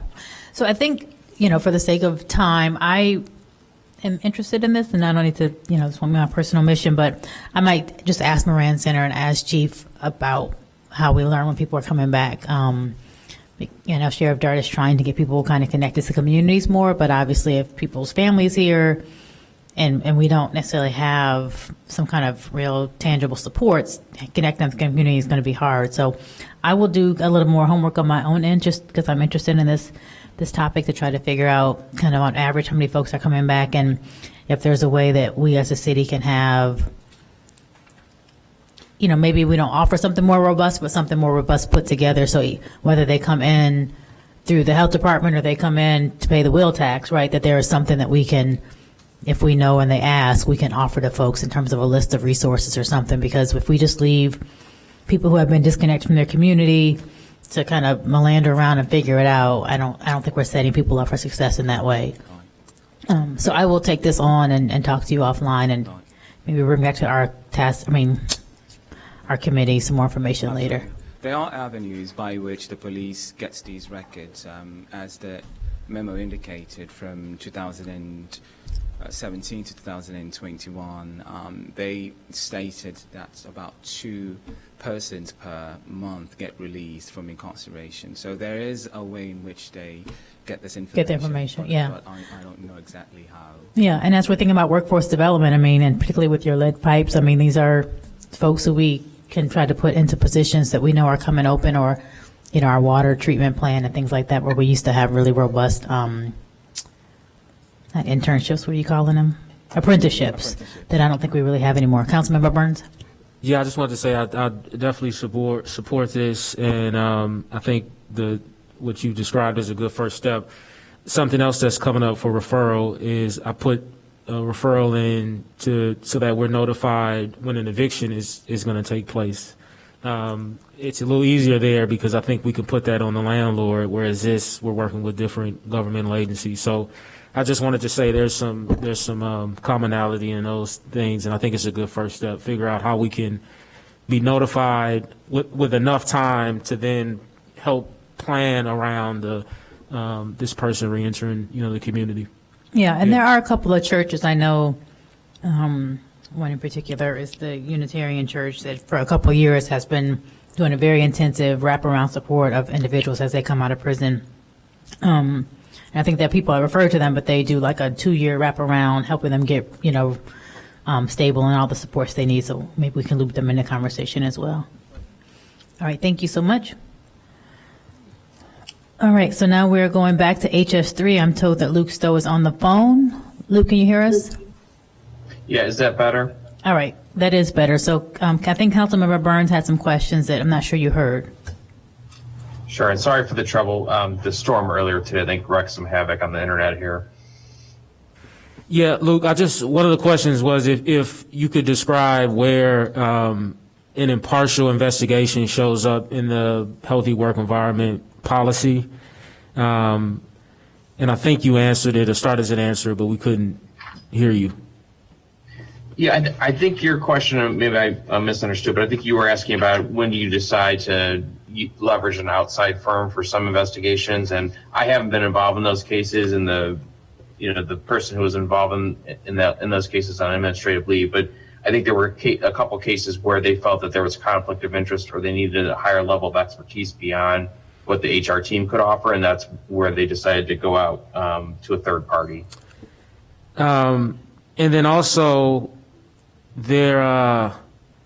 so in my capacity as interim deputy clerk, I recall, and I just checked, I received an email, this was a while ago again, when I was employed with the city in that capacity.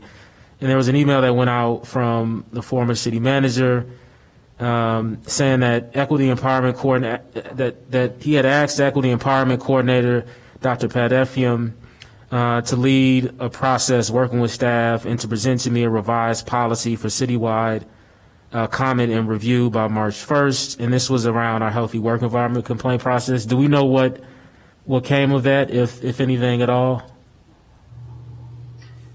It's a good question. That was before I was Director of Administrative Services, so I was still just on the IT team at that time. I was part of the committee that was helping Dr. Effiam kind of jumpstart that process. I think it kind of fell by the wayside a little bit when she departed from the city. But I could do additional research on that and get more information for you on that. Yeah, so I mean, if we think that that's a good next step for this, for it to return, if it ever was there, to the Equity Empowerment Commission to continue and complete that work, I think that makes sense. But basically, I'm interested I don't know if our policy, our current healthy work environment policy, is clear regarding when outside counsel should be retained. There's some mention of an impartial investigation happening, but it's not clear what standard. What standard are we trying to meet? Does impartial mean outside legal counsel? That's the only way I can interpret it, but maybe their staff is interpreting it differently. But just seeing where that currently is cited in the current policy, and seeing, just creating some language around when outside counsel is to be used. I had a question a while ago about how this process was informed by restorative justice practices, how it's trauma informed, and on and on and on and on. And so really so we can, close the meeting out, figuring out what's the right venue for this work. Is it equity empowerment? Is it, I can send a few questions to Luke Stowe and staff, and we can discuss it at the next Human Services Committee meeting. But yeah, and Luke, I remember long conversations about this, obviously not with you, but and different people in the building had definitely different perspectives about how good our policy was and how good the investigation was and the findings. And there was a conversation about, if the findings are not satisfactory, can the person appeal, and, kind of what's that next step. So I think we should hold this topic on our agenda for next month. And maybe if you want to, obviously Luke Stowe is filling in. Obviously we don't have an HR person, so there's going to be some gaps here. But I definitely think, particularly in light of all that we're doing around the complaint at the lakefront, this is definitely something we need to be paying attention to. I know as a council member, I had always asked to get like a quarterly report of the healthy workplace claims. Again, not with people's names, but just to know what was coming in, and that was not well received necessarily. But I do think it's something that, if nothing else, this unfortunate situation at the beach should show us as a council, we probably need to be paying a little more attention to this. So I would think that maybe we can hold this. I know it's just a discussion, but hold it in this committee and continue to kind of revisit it. Now, this might be, I'm assuming this would be something that our current investigation would reveal might need some work, but in the meantime, I think we very much have a responsibility to be bringing forward some ideas.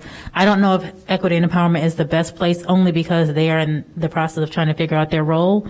They're coming to us in October with, I think, maybe a new ordinance and scope of work and stuff. So maybe once we hear what they think their role should be, and if we agree, if not, I think, I don't know staff who necessarily want to do this, but I think having a staff committee, as you mentioned before, makes a lot of sense, because they are the ones who are participating in this much more than we are, and probably have some thoughts about their experience in it or how they think it should go. So I think that that's something that maybe, Luke, I don't know if that'd be under your purview or the city manager's office, but something that I would definitely want to throw out there to see if staff have an appetite to review this for us and bring to us their thoughts instead of us telling them what needs to happen in that. So if the committee's fine with this, I think we should just keep this as a discussion item for next month, hear what equity and empowerment say they think their role is, and then we can kind of go from there. Yeah, and I think if we can create potentially, whether it's a special committee, task force, but something that is not meant to exist in perpetuity, but something short-lived, to come back with some recommendations, especially considering the amount of kind of interest and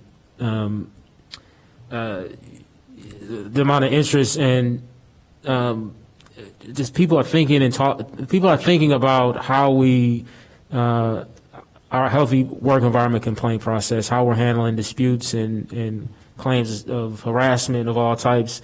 So I think there's a lot of community interest to serve at this point to help us come up with recommendations. In addition to working with staff to do that, I think we could pull in a few committee members. I look to the Alternatives to Arrest Committee as a good example of a committee that really had a specific assignment. You know, they went in, made some really good recommendations. The former council took action on it. I think we could put something similar together. And if we want to do that through this committee, that makes sense. So I think that would maybe be a task force. Don't quote me because I'm not looking at the thing, but what we did around the returning citizen policy was just an internal task force. I think there was someone from the Rand Center and then someone from this church that I mentioned earlier was doing those kind of work. It was not a big apply now. I think that could be great, but then you get into the whole, then it's got to be noted. There's just more things that go along to it. Not that we're trying to be not transparent, but it just becomes a little more work if we have to, have people apply and all that. So if you want to kind of think about what that might look like. We might be able to reach out to the people that's reached out to us. I've heard from so many, trauma-informed counselors, therapists over the last month. I think they're there when we can, we can reach out to them. Well, why don't we, so we'll leave this here. We can hear from Equity Empowerment, also the READY Committee, which is an internal committee working on a variety of things. They're going to come update us as well, and those are all staff people. So let's hear what maybe this is already on someone's agenda that we're not sure about. Is that good? Okay.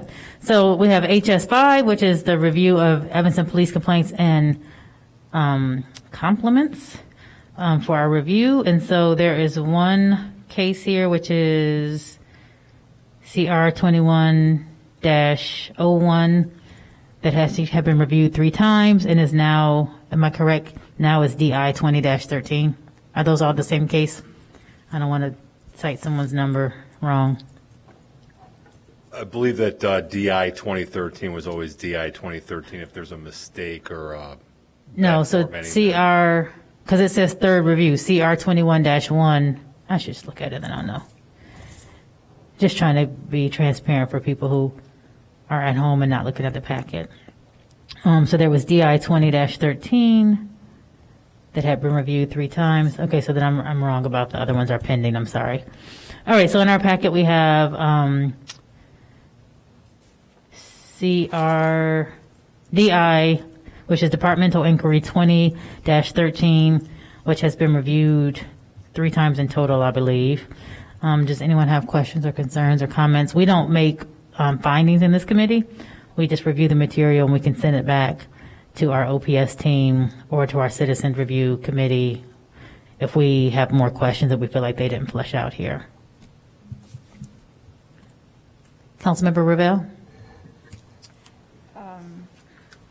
Well, I appreciate that the committee, really spent a lot of time on this particular complaint and asked to review it 3 different times. I didn't actually see a final statement from the committee. Usually there's something in there that says they think the findings or whatever are ready to go to Human Services. I just didn't see sort of a conclusion from them. If that is not there or omitted, that is probably accurate. If you don't see it, I think that there was a document that we were hoping to get in there that was not available, but we wanted to move this matter along and get it in front of this committee. And what kind of communication is there with the complainant? Is there a report made to the complainant at the end, or? So it depends on the nature of the complaint. This was a DI, and it was a third party basically making a complaint about the officer's conduct.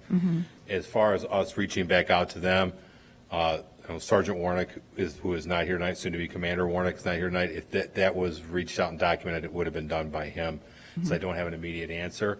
But unlike a CR where the individual that may have been arrested, stopped, or so on and so forth is making a complaint against the police, this was an uninvolved third party that felt that the police conduct was not proper. Right, yeah. No, I mean, the complainant was very personally felt very. He was I don't know if invested's the right word, but he felt very strongly about Right, exactly. his observations. Right, yeah, no, so I hope that we did have some communication back with him about, the extensive review that the committee made, and I think because they did continue to probe and ask for review, they were able to make comments about more than just Officer 1, and there was Officer 2, Officer 3. They really did a very thorough job, the committee did. And I will, like you said, those notifications may have already been made, they just weren't made by me specifically, so I don't want to say, hey, Right. 100% they were done. I will follow up tomorrow, and if we're able to make the notifications that haven't been done, that follow-up, we'll do that. Okay, thank you. Councilmember Reed? Yes. Is there a body camera footage of this interaction? Yes, there is body-worn camera footage of this interaction. Okay, and that footage was FOIA'd, correct? That's my recollection. I'm not aware of it being FOIA'd, and not say that it didn't, but I didn't handle that FOIA, but it was redacted and made available in executive session to CPRC. Okay. So I was told by the resident who observed this, just to be clear, this incident is the incident that took place in like the 7th Ward in your ward? Yes, near where you, yeah. Okay, so. It was near the water park on Sheridan Road. Or not the water park. Yes, The water it was on treatment Sheridan center. Road and Lighthouse, Sheridan near Square. Lighthouse Yeah. Beach, Got it, right. Okay, so I'm clear on the incident. So this gentleman reached out to me when this occurred and wanted the video. He said that he filed a complaint which would make it FOIA eligible, and was told that he was, from my recollection, he told me that he was denied his FOIA request because the video didn't exist. And so I just want to make sure that we're all on the same page. If that occurred, I don't have a specific answer as to why it did. I know there is body-worn camera footage. I have seen it, and we have redacted it and made it available to CPRC. This initial investigation does predate the start of it, predates my involvement in it. So there may be details or misunderstandings or communications that I'm not 100% privy to, but there is body-worn camera footage of this incident. I have viewed it myself, and CPRC has seen it. Okay. So maybe Clerk Reed, you can help him, Clerk Reed, Lord, it's so late. Councilmember Reed, you can help him to access it. I mean, you can make sure he gets to see it. Yeah, And follow the FOIA. Rick Road. Yes. So I had a couple questions about this, and I know it has been, so one, my understanding is whoever puts the complaint in, there is always a letter sent to them letting them know what happened with their complaint. So we should make sure, can you please email us or We'll have Warnick email us to make sure that happens? Verify it was done. Also, if you can have Warnick add to that email about the FOIA request, since he handled the case, to let us know if that was, a FOIA request was made and what happened. I'm interested in those. Not to beat the dead horse here, but so from what I read, accused officer 1 made a statement, but then accused officer 2 was mentioned later, but I don't see a statement by accused officer 2, which usually, each officer involved makes a statement. I do appreciate also the committee sending this back 3 times. I did not get a chance to see it. I do plan on coming to see it hopefully this week. I'm not sure why it took 3 times to get this result, given that the findings were pretty different between the patrol officer and, all the people who did look at it. The findings were pretty different. One thing I will say about this, and this goes back to people's concerns about the not daily bulletin, the thing we talked about earlier, the newsletter. In the squad room. Yeah. There was a mention made in here, and of course I'm not going to be able to find it, but it was kind of like, let me explain to you why we didn't, do this write-up, or, these things were unfounded. And it talked about, the officer being new to Evanston or new officer in general, also that they had like potential to be a great officer. And while all those things might be the case, we have rules here. And we expect our citizens to follow them, whether you're new on the job or not. I would assume, particularly in this role, that you know what the rules are. I did find it very interesting that a supervisor was not called, because it seems like in all the other body camera footage I see, as soon as someone starts like complaining, the supervisor is called, and that wasn't done. Also found it very problematic that there was an admission by people in the car that they had had a couple of beers, and this person was acting erratic, yet it was just like, oh, they don't want to see, we're calling, it just was a lot of, there was a lot of leeway given in this case. I think that all these points and the points that were brought up by CPRC, I think they're all well taken. Yeah, I well, think that's- I was not in CPRC, so I think for the public who wasn't there either, right, we need to talk about these things because our officers are expected to know things, right? And so, for the record, but for the public who might still be with us, I'm concerned had not CPRC sent this back 3 times, this would have been one was like, oh, nothing to see here, and a very different. To Clerk Reed's point, the person who was very passionate about this, I'm sure was very passionate because they either had experience or had understood or seen other people not be given this much grace. And so while I'm appreciative of CPRC and they did their job well, I would want to make sure, and I'll tell Commander Warnick this as well, we have to do a better job internally when we review these things. It doesn't matter to me if this person is new on the job or they're nice or they're blonde or they're whatever. They receive a paycheck for doing a job and they need to do it. And so those kind of comments I don't really need to see in these reports, because what I'm seeing in this report is that this is their job, they did it or they didn't do it, and these are the corrective actions. And so kind of what, in my opinion, is fluff can be kept out of such reports.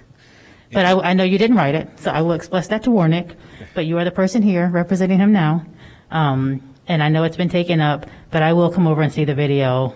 I'll invite anybody else there. They're also, for those of you who are new, it is very, I think, important to watch these videos because regardless of what the findings are, you always see different things, or at least I do on the videos. And even though Glue and Warnick and I often do not agree when watching the videos, it's helpful to me to actually see what happens.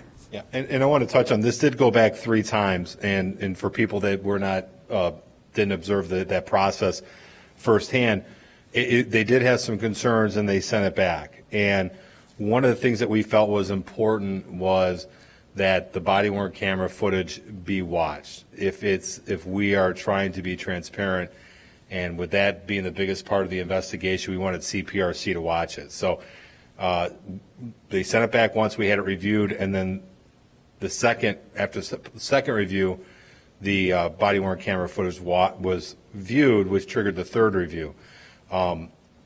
So we're making a priority and really kind of emphasizing the importance of watching the body-worn camera. It's the biggest piece of the investigation. And so I think that if we would have introduced that concept earlier, it would have cut down on one of those reviews. And also by the 3rd review, we did a follow-up memo instructing the supervisors that were reviewing it, and we're very specific. So the concerns that CPRC had and that we had, that things may not, I would say, getting glossed over, but we're getting their proper attention. We directed people specifically that these questions had to be answered, and most of those questions came out of CPRC's concerns. Great. And so I don't know then internally if it's worth some such memo going to all of the reviewing officers, right, before even they're looking at a case, not to point out these things, but to say, like, we have to make sure we're really looking at these things and looking at the totality of them, even from the perspective of a citizen, right? I mean, some things you'll be like, oh, that's not a big deal, but for a citizen it is.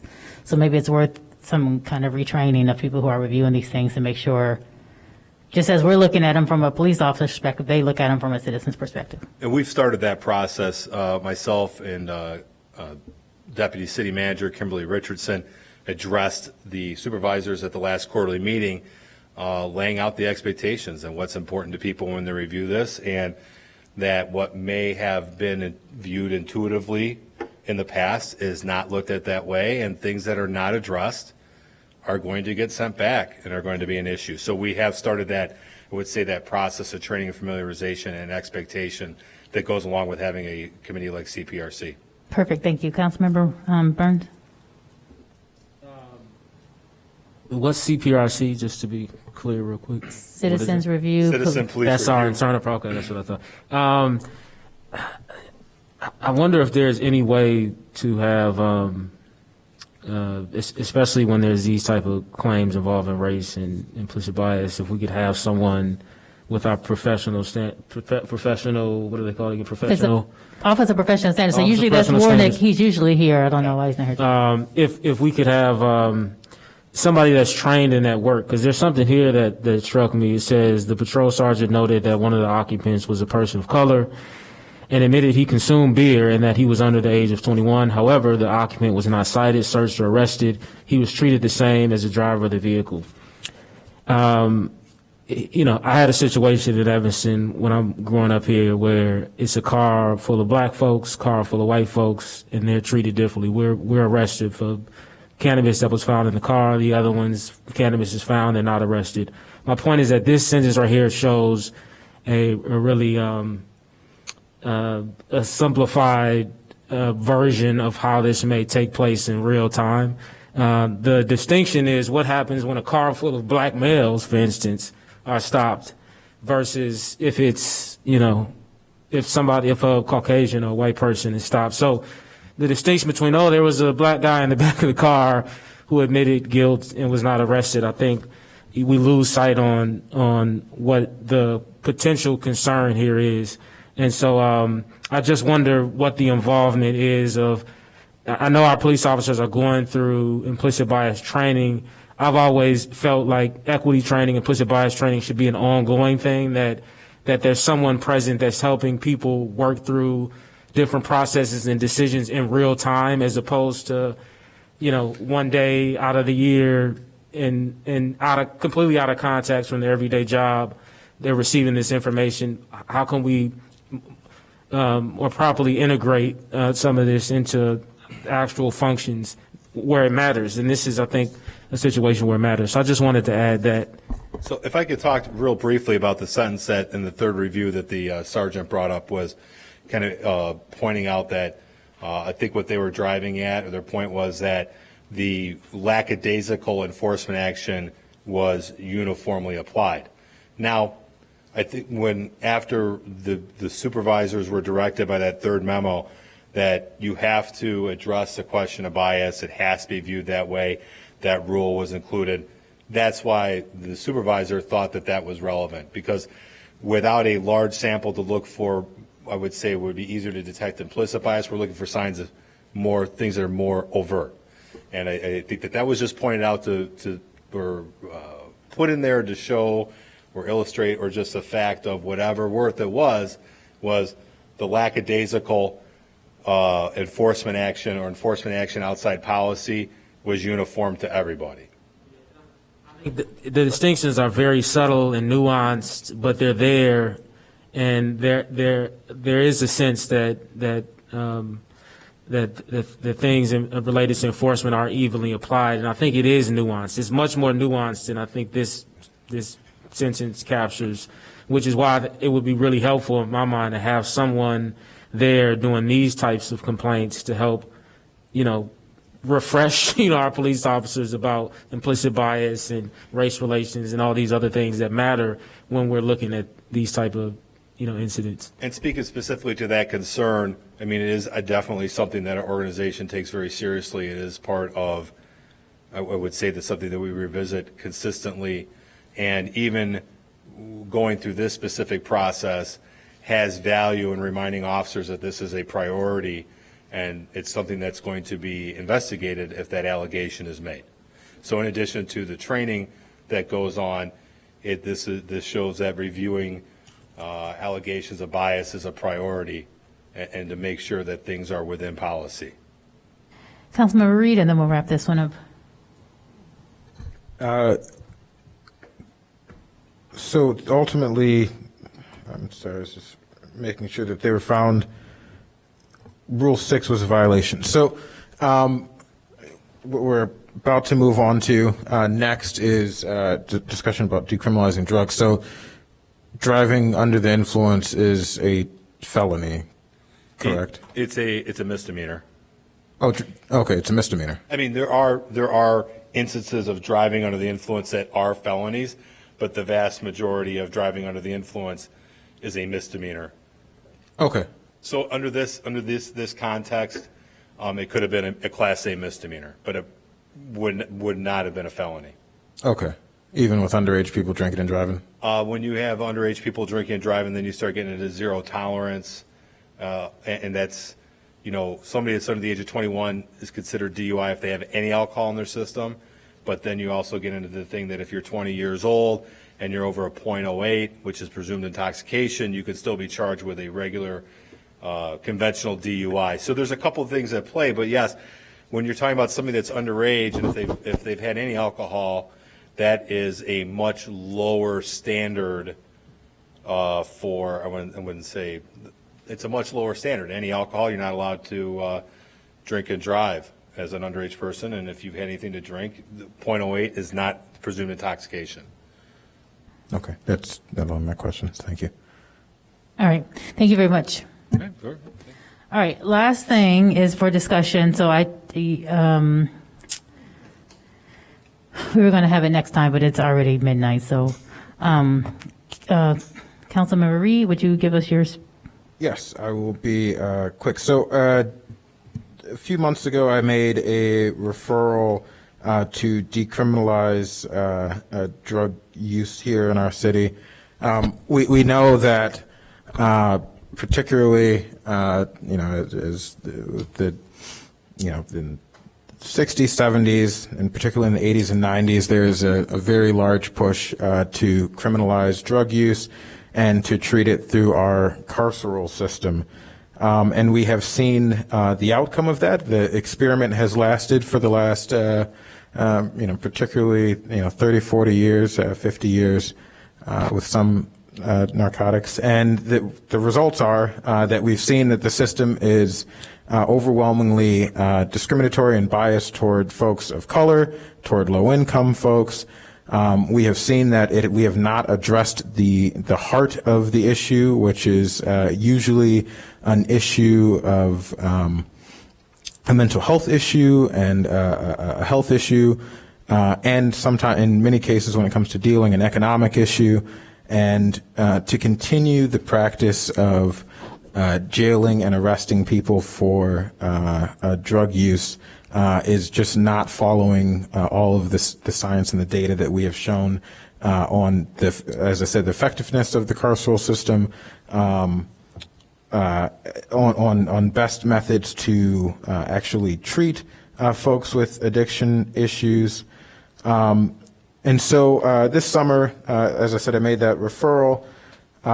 We met with a whole host of folks. I had an intern this summer, Jonah Karsh, who did a phenomenal job assisting in setting up meetings and taking notes and making a lot of this happen. And so we met with Peer Services, Maureen McDonald, who is a primary treatment provider for those struggling with drug abuse. We met with TASK, which is the Treatment Alternatives for Safer Communities, which works with Cook County, the Cook County criminal justice system relating to drug charges. We met with Ben Ruddle of the ACLU. He's the Illinois ACLU's point person on drug policy. We met with MAPS, the Multidisciplinary Association of Psychedelic Studies, a national organization that is taking MDMA through FDA approval process and advocates for the legalized, supervised use of psychedelics. Stop the Drug War, we met with them, David Borden. We met with students from Northwestern who are for the Sensible Drug Policy chapter there. And so we met with a whole host of folks, and I'm hoping I'm not leaving anyone off. Through those meetings, one of the big takeaways is that all of those groups, there was a uniform understanding, while there are various levels of it, but a uniform understanding that we need to move away from the carceral system when it comes to drug abuse. We also through our research, determined that Oregon has passed a statewide decriminalization effort. With that, that was done by referendum. There were a number of issues with the rollout because it was done by referendum and not through a more drawn-out legislative process. So hoping to not, and one of the big takeaways is that they didn't have a system set up and to respond to folks who have addiction issues. And so I think that's a key component to decriminalization, ensuring that you have, we're not just saying it's not an issue, but certainly it's not a carceral issue. part of what we did learn is, our understanding of the Illinois Constitution, Article 8, Section 6, Part D, is that any amount of illegal narcotics, with the exception of cannabis, is a felony in Illinois. So if you have a gram of psilocybin, which is mushrooms, magic mushrooms, you can, that's a felony. And so the city of Evanston does not have, under home rule authority, the ability to create felonies and to create penalties for felonies. What is unclear is if we have the ability through our police department to deprioritize felony enforcement. And I think the answer is that we certainly do have the ability to deprioritize it.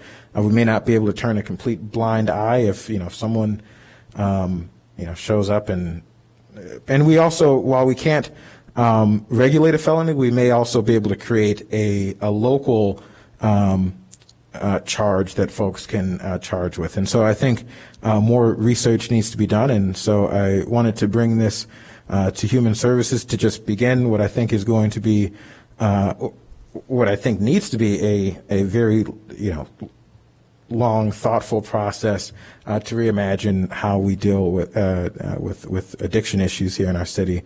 And so what I'm looking for today is to just begin that discussion, to give our law department a bit of direction to do some research into, their determinations. We've had, and I hope Councilmember Burns will chime in, we've had the Moran Center. Oh, I did not mention that we met with the Moran Center as well, and I'll close it up soon. We met with the Moran Center, and they've done a bit of research on, I think, this topic as well. As well as the one of the subcommittees to the Reimagining Police Committee has looked into this a bit. And so I'm hoping Human Services can take this up and that we can have staff come back, either at our next meeting or the subsequent meeting. We meet once a month, correct? Okay. At either next month's meeting or the meeting after that, come back with their interpretation of what pathways we have to decriminalize the use of narcotics here and begin the process of treating it as a public health issue rather than a criminal issue. Thank you. All right, so no one lights are on yet, so I'll chime in with my 2 cents and then go to Councilmember Burns. So like the idea, I don't think, and I'm not an attorney, but I don't think we can do anything to supersede the Constitution of the state, right? So if it's a felony, again, not an attorney, I don't know, your idea about kind of deprioritizing it, is a great area, but definitely pretty sure we can't supersede the Constitution. What I will say is that I think your point about Oregon is very important. If you look up now and we, had a certain amount of homeless people before the pandemic, we were very gracious in offering hotel rooms and so on and so forth. We have an extraordinary amount of homeless people now, many of which I talk to when I can, many of which have told me that they are not from here. They came here for the free hotels and they decided to stay, which is their prerogative. It is a free country. I'm not trying to run anyone out. But what I'm saying is that we did one thing, or, as a city, we did one thing and we did not have a long-term plan for that. And so now we are, or should be trying to make a long-term plan for now the newly, homeless that we have in our town based on our gracious offer of hotel rooms. So that would definitely be my concern with any kind of deprioritizing X, Y, and Z. I definitely think that abuse can be a public health issue. Is not always the case. Some people just choose to use and not because they have mental health and such. But I would, if we don't provide some service, I'm not sure. Like, I would want us to provide some service, right? Not just say, like, oh, we're going to let you pass with whatever, understanding that you might honestly need some rehabilitation services. But, I don't want to just, I shouldn't say, not a pass, but I want us to provide some support, right? So right now we provide jail. I agree that's not the best place. The only thing I would say about jail and people who have substance abuse problems is that they have access to health care in jail. Not that that's where you should go for health care, but unless we need to provide access to health care and access to treatment, which as a city, we don't have the funding to do, I would guess at this point. And from sitting on, many committees that have talked about this, in the county over the last year, they are grappling with this, right? The county is trying to figure out like how we kind of defer people or how they kind of deter people from jail into some treatment, and there is just not enough money and treatment open. Autumn Ravel and I found that with Alternatives to 911, we had this great plan, talked to all the providers, everyone says, yes, this is great, let's provide mental health, therapy, crisis support on the street. But when it came down to it, even though the state has now given money to agencies to do that, agencies are saying, we don't have the staff, right? We want to do this. The state has given us money to do this, but we don't have the staff to actually send out and respond to someone on the street having a mental health breakdown.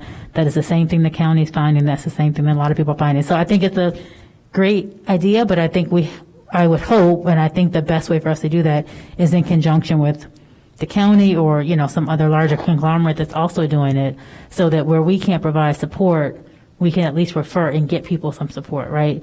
So that we're not just kind of turning them away, or not so much turning them away, we're not turning a blind eye to the treatment that they actually need. Just the same thing with the, people coming out of prison. I think saying we welcome them here is great, but if we're not actually providing some support to them, are we really helping? So that would be my concern about that. I'd much rather see us work on, and I don't know what you guys are talking about in your subcommittee for reimagining public safety, but I would much rather us work on what those supports are and put them in place before we just then say, we're not going to pay attention if you're doing heroin or whatever the thing is, right? I'd rather say, we're not going to arrest you for that. We're going to offer you this. Now, if people don't want that service, we have to think about what the alternative is, but I'd much rather us work on that support, work on those referrals, work on whatever that mechanism of help is before we just go ahead and say, let's bypass the law. Again, not that I support prison or anything like that, but I think it's neglectful, in my opinion, in some ways, to stop one thing and we don't fill it in with truly what somebody needs. Councilmember Burns? Yeah, so on the Rethinking the Organizational Structure subcommittee of the Reimagining Public Safety Committee, we're having a discussion about this very topic. It started off because of Councilmember Reeves' referral. We thought it may be helpful to align our work on the committee with his referral so that we have engaged group of people who are looking into the possibility of decriminalizing drugs to some extent. And so we have definitely landed on the fact that we don't have the current response ability capacity in place currently to provide what has been called, I think, on-demand substance use treatment. And I think that also includes access to mental health treatment as well. We don't have the infrastructure in place. And so the discussion that we're having with Maureen from Peer Services was, she put us in touch with their clinician at St. Francis Hospital who works who works with people entering St. Francis through the emergency room, but also people that are placed that stay for longer periods of time, and speaks with them about their substance use issue, and also schedules an opportunity for them to receive ongoing counseling. So we met with Anthony. We met with Christine McCall, who's the clinical director of Peer Services, had a good discussion with her. And I just received an email from Irene a day ago, and her recommendation, one, we're trying to schedule a time to meet with Turning Point, and I can't remember her name. I think it's Corey something at Turning Point. They provide, I believe it's called a living room, and they provide, I think that's what it's, and they provide mental health, on demand. We have met with them. And so before you finish, just think, I think this is good. Yeah. What occurs to me is that there needs to be a little more internal communication, because Autumn Ravel and I have had this Alternatives 911 committee for a year. We've met with all these people and reading on them. We're now in our committee because, again, we went out for RFP, tried to find some clinicians to respond on the street, didn't get any takers. And speaking with Turning Point and Trilogy, who were the two people we were looking at, they both now have a contract with the state to provide some on-the-street crisis, mental health, substance abuse response services. But they both are having some struggles with the state contract, but also with trying to find clinicians to do the work. So there is some money, but there are no staffers. So we have now in our committee, just to give you guys an update, moved to how do we open a living room space in Evanston? Because this became very apparent through our work is even if we have clinicians or whoever going out on the street to respond to people in crisis, there was nowhere to take them except for the hospital, which we knew was not. The hospital has told us, the clinicians have told us was not the space for people who need long-term supports, right? The ER is a very short-term kind of a thing. So our committee has now moved to how do we use our services or use our funding or partner with someone or whatever to open a living room space here in Evanston. So I can save you a little bit of time on that because we do need that. Whether it's mental health, drug abuse, whatever, folks don't have a space to go even for an entry road here in Evanston. And that's huge to offer them that instead of just saying don't do something, to provide them somewhere else to go. So anyway, so that is something that we're working on getting launched. Yeah, so that'll be a small part of speaking with Turning Point, will be a small part of our focus. I think we're very narrowly, right now at least, focused on substance use treatment, but I think mental health plays into it, and so we thought it would be helpful to talk to somebody from Turning Point. But basically, Maureen, what she's recommending is that we talked to Amita St. Francis. There's Chief Medical Officer, Chief Quality Officer at North Shore. She recommended we reach out to External Affairs and Director of Crisis Services, EJHS 202. She's given us a pretty comprehensive list of everybody in Evanston that works in the space of substance use, both at our school districts, hospitals, et cetera. So we'll have them on our committees during, if not, we actually have a meeting tomorrow. Some may attend that meeting, but we'll have them at future meetings. So, and then we're also working with the Moran Center, Patrick Keenan Devlin, to really determine what Councilmember Reed mentioned, whether it's ignoring certain state code or, as he put it, deprioritizing it. We've kicked that question to our legal law department already, especially. The concern is the worst case scenario. We're not making arrests, and an individual police officer says, "I'm going to make that arrest anyway," right? And what type of standing or what type of ability does that officer have to not follow direction from the city, because there's some language in state code that may compel or even go further and require officers to make arrests in certain situations. And we know that's true under the law enforcement designation. We're looking into whether or not that's true. If we were to rename, or not, it's deeper than renaming, but if we would have peace officers in Evanston as opposed to law enforcement officers who, law enforcement officers are really meant to enforce, the criminal code, whereas if you look at the language around peace officers, they're tasked with keeping the peace, right? So there may be some flexibility there to hire on peace officers instead of law enforcement officers, and having them, working through our new policy if we decide to decriminalize or deprioritize. And so my point is we're working with the legal department already on these questions. We're working with Patrick Keenan Devlin from the Moran Center, some of his law clerks, and we're also working with Peer Services right now, and Maureen from Peer Services will introduce us to other people in the substance use space. So my recommendation is that we can continue to work this out in the committee. Certainly if people on this committee wanted to participate, they could. It's an open meeting. We have members from the public talk about it, but it's going to be redundant because we're going to continue that work. So. So I appreciate that committee taking that up, and I actually don't think it's redundant. I think the focus of the reorganization, the structural reorganization, is drug policy is a part of that. It's one of the big things that we do here, and so it's something to look at. But I think this is a specific policy that I think Human Services is best tasked with actually moving the actually passing the actual ordinance that would decriminalize, and I think your committee has a role in that. And again, this isn't something. Real quick though, Councilman Reed, but we're working on it because we only have maybe 6 or 7 committee members. We're squarely working on this particular, like everything you just said is what we're working on until we finish it. So you would be making, or the Human Services Committee will be making requests of the Law Department while this committee is making the same request. Because we're not going to move away from this question. For clarity, has the committee made this request of the Evanston Law Department? Yeah.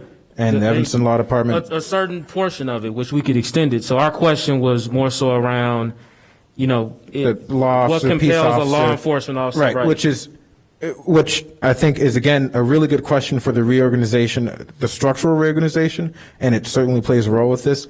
But my request here for specifically decriminalization is, to ask the law department to look into what powers we have specifically to decriminalize narcotics, and which, again, part of it plays into the role of, peace officer versus law enforcement officer.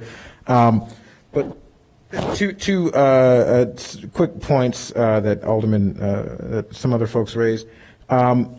First, I think when it comes to sending folks to jail or to prison for drug use or possession, that's not a service. It doesn't help, and it's actually I think everyone we spoke to and many folks who work in this space would say it's more harmful to send them to prison and to put them in an environment with folks who are involved in all kinds of other stuff. And so I do think, again, I'm looking to, not have this done overnight and a long process. But I don't think it, because we don't have a response fully fleshed out, that we can't continue the work of figuring out if we can even do this in the first place. And that's, and what our limitations are. And then based on understanding what the limitations are, figure out what we want to pursue. And so my request is that we have the law department just look into specifically what are the city of Evanston's, what routes can we take to decriminalize? And if it's not full decriminalization, is it deprioritization? And I say that because, there are plenty of felonies that exist. If my employer were to not pay me $1,000 and that there's $1,000 worth of wage theft, that could be a felony. And we don't have a division in the Evanston Police Department that goes after Juul or some large corporation and determines whether or not, they are committing felonious wage theft or some other, felonious act. And so the deprioritization is just saying there are plenty of laws out there, plenty of felonies. This is one that we're not going to have an entire division and spend an inordinate amount of time specifically searching for, as we do with many other crimes, particularly those involving our corporate neighbors. Councilmember Braithwaite. Thank you, Madam Chair. And I want to be, mindful of the time. And what I had hoped would come out of this conversation with the names of the agencies is a strategy to address the substance abuse. I think it's really short-sighted, and I want to be the person that says, like, as a black male parent, one who, like people here, have seen the devastation that drugs have had on our community, like, I think, I'd say like hell no to the idea of decriminalization before putting in the necessary steps. So my recommendation to my two peers who, again, I would like to believe that at the essence of this conversation is how do you provide support for those, but it will allow people to take this conversation and spin the narrative as if we're like looking to allow for substance abuse, those that would sell drugs in our community, to have free reign in hopes of doing something. So I hope the next time we have this conversation, whether it's our corporate counsel looking into it, it's doing the same thing that Alderman Fleming did. Like, let's talk about helping people, because we all know too many people who have died. And it's not the use of substance, it's the behavior that comes with it and what people will do. And if I don't see how you separate that in this conversation, so I hope you continue to have those community meetings. I hope that you continue to do those roundtables of finding the gaps of where there's a lack of treatment. And then I would hope the strategic thing that we could then do is really galvanize around like fundraising efforts and bringing more awareness to it. But the conversation of decriminalizing without like building sustainable resources and bringing together our organizations around this issue. We've talked about heroin in the past. We know about the impact of crack cocaine. Again, that is my recommendation to you all, to continue to explore the resources before we even touch this whole issue of decriminalizing. And I want every like student, family who's dealing with members who are struggling with substance abuse to understand that there's somebody saying like, I want to make sure that we focus on the resources, not saying that it's okay to decriminalize it. All right, so it is 11:15. We were going to talk about this for 10 minutes. We've gone past, so. Can I just briefly respond? Okay. Can I finish my Before you cut it off. conversation? You don't know what I was going to do because you didn't let me finish. I was going to say there was 2 more people who had their lights on. I'm going to give you guys each 3 minutes because it's almost 11 o'clock. I'm going to take my 2 minutes to say I'm not in Councilmember Burns's subcommittee, but he has said that they are working on this. He has said they have one question into the law department. I imagine they can ask another question of the law department they want. He is the chair of that committee. I don't plan on coming to that committee. But he seems to, as a chair, have committed to this. I think given, and I'm not one to necessarily defend staff or whatever else, but given that we only have several people in our law department, if they are currently working on Councilmember Burns' question, it seems like it makes sense to continue the conversation there. Once they flesh it out, they will bring it, through the ranks and up the channels, and then we would have more in front of us to have a discussion on, instead of having them kind of work on one piece with him, one piece with us, and then, we're not coordinated as an entity, right? He's working on something, we're working on something, and we're hoping in the end it's going to come together. It doesn't seem like the smartest way to work, particularly if we have some citizens and some experts or citizen experts on his subcommittee who are bringing a lot of expertise that I would think, regardless of what the law department says, is stuff we would want to hear from, or people we want to hear from at this level before we make any decision, regardless of what our law department, at least I would. And again, I will say, regardless of what people think about drug use and whatever else, I would have a hard time moving forward with decriminalizing whatever without having some supports in place for people, because I want them to ultimately get the help that they need or want, versus just saying, I'm not going to give you a ticket. Same issue I have with the homeless we have here. I have a soft spot for homeless folks. I think it's great that we offer them all these hotels, but essentially the pandemic's over. Now we just have more homeless people on our street, and we don't have resources to offer them. We don't have housing to offer them. So we've moved them from being homeless in one place to just being homeless here. And I don't think that that's the best service delivery. I don't want anybody to be homeless, but particularly I don't want to offer you a home, for several months and then say, well, good luck to you. And I know the price of living in Evanston is something you can't attain, without a good job. So I want to set folks up for success, and I want to set folks up to be, great members of our community and to be, thriving in all the things. But I have to make sure that in doing that, I help you get to the place you need to be if you want that support. Okay, so it was Burns and then Reed next, and then we're going to call it a night.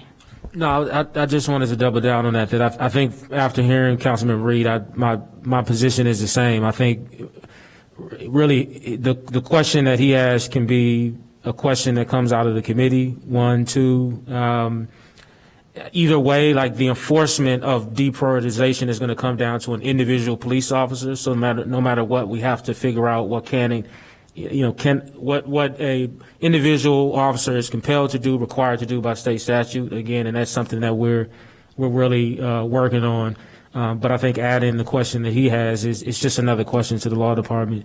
I also don't want to, I'd be remiss in not mentioning that we also want to include our health director who is here today, Ike Ogbo, in that discussion. So he will be 100% invited to our meetings. And I think that, and we really were taking Councilmember Reed's lead on this, whereas he met with a lot of the members of the substance use treatment, we've gathered them around a continued discussion around the issue. And I think that's the power of it is Councilman Marie received some really good initial feedback from him.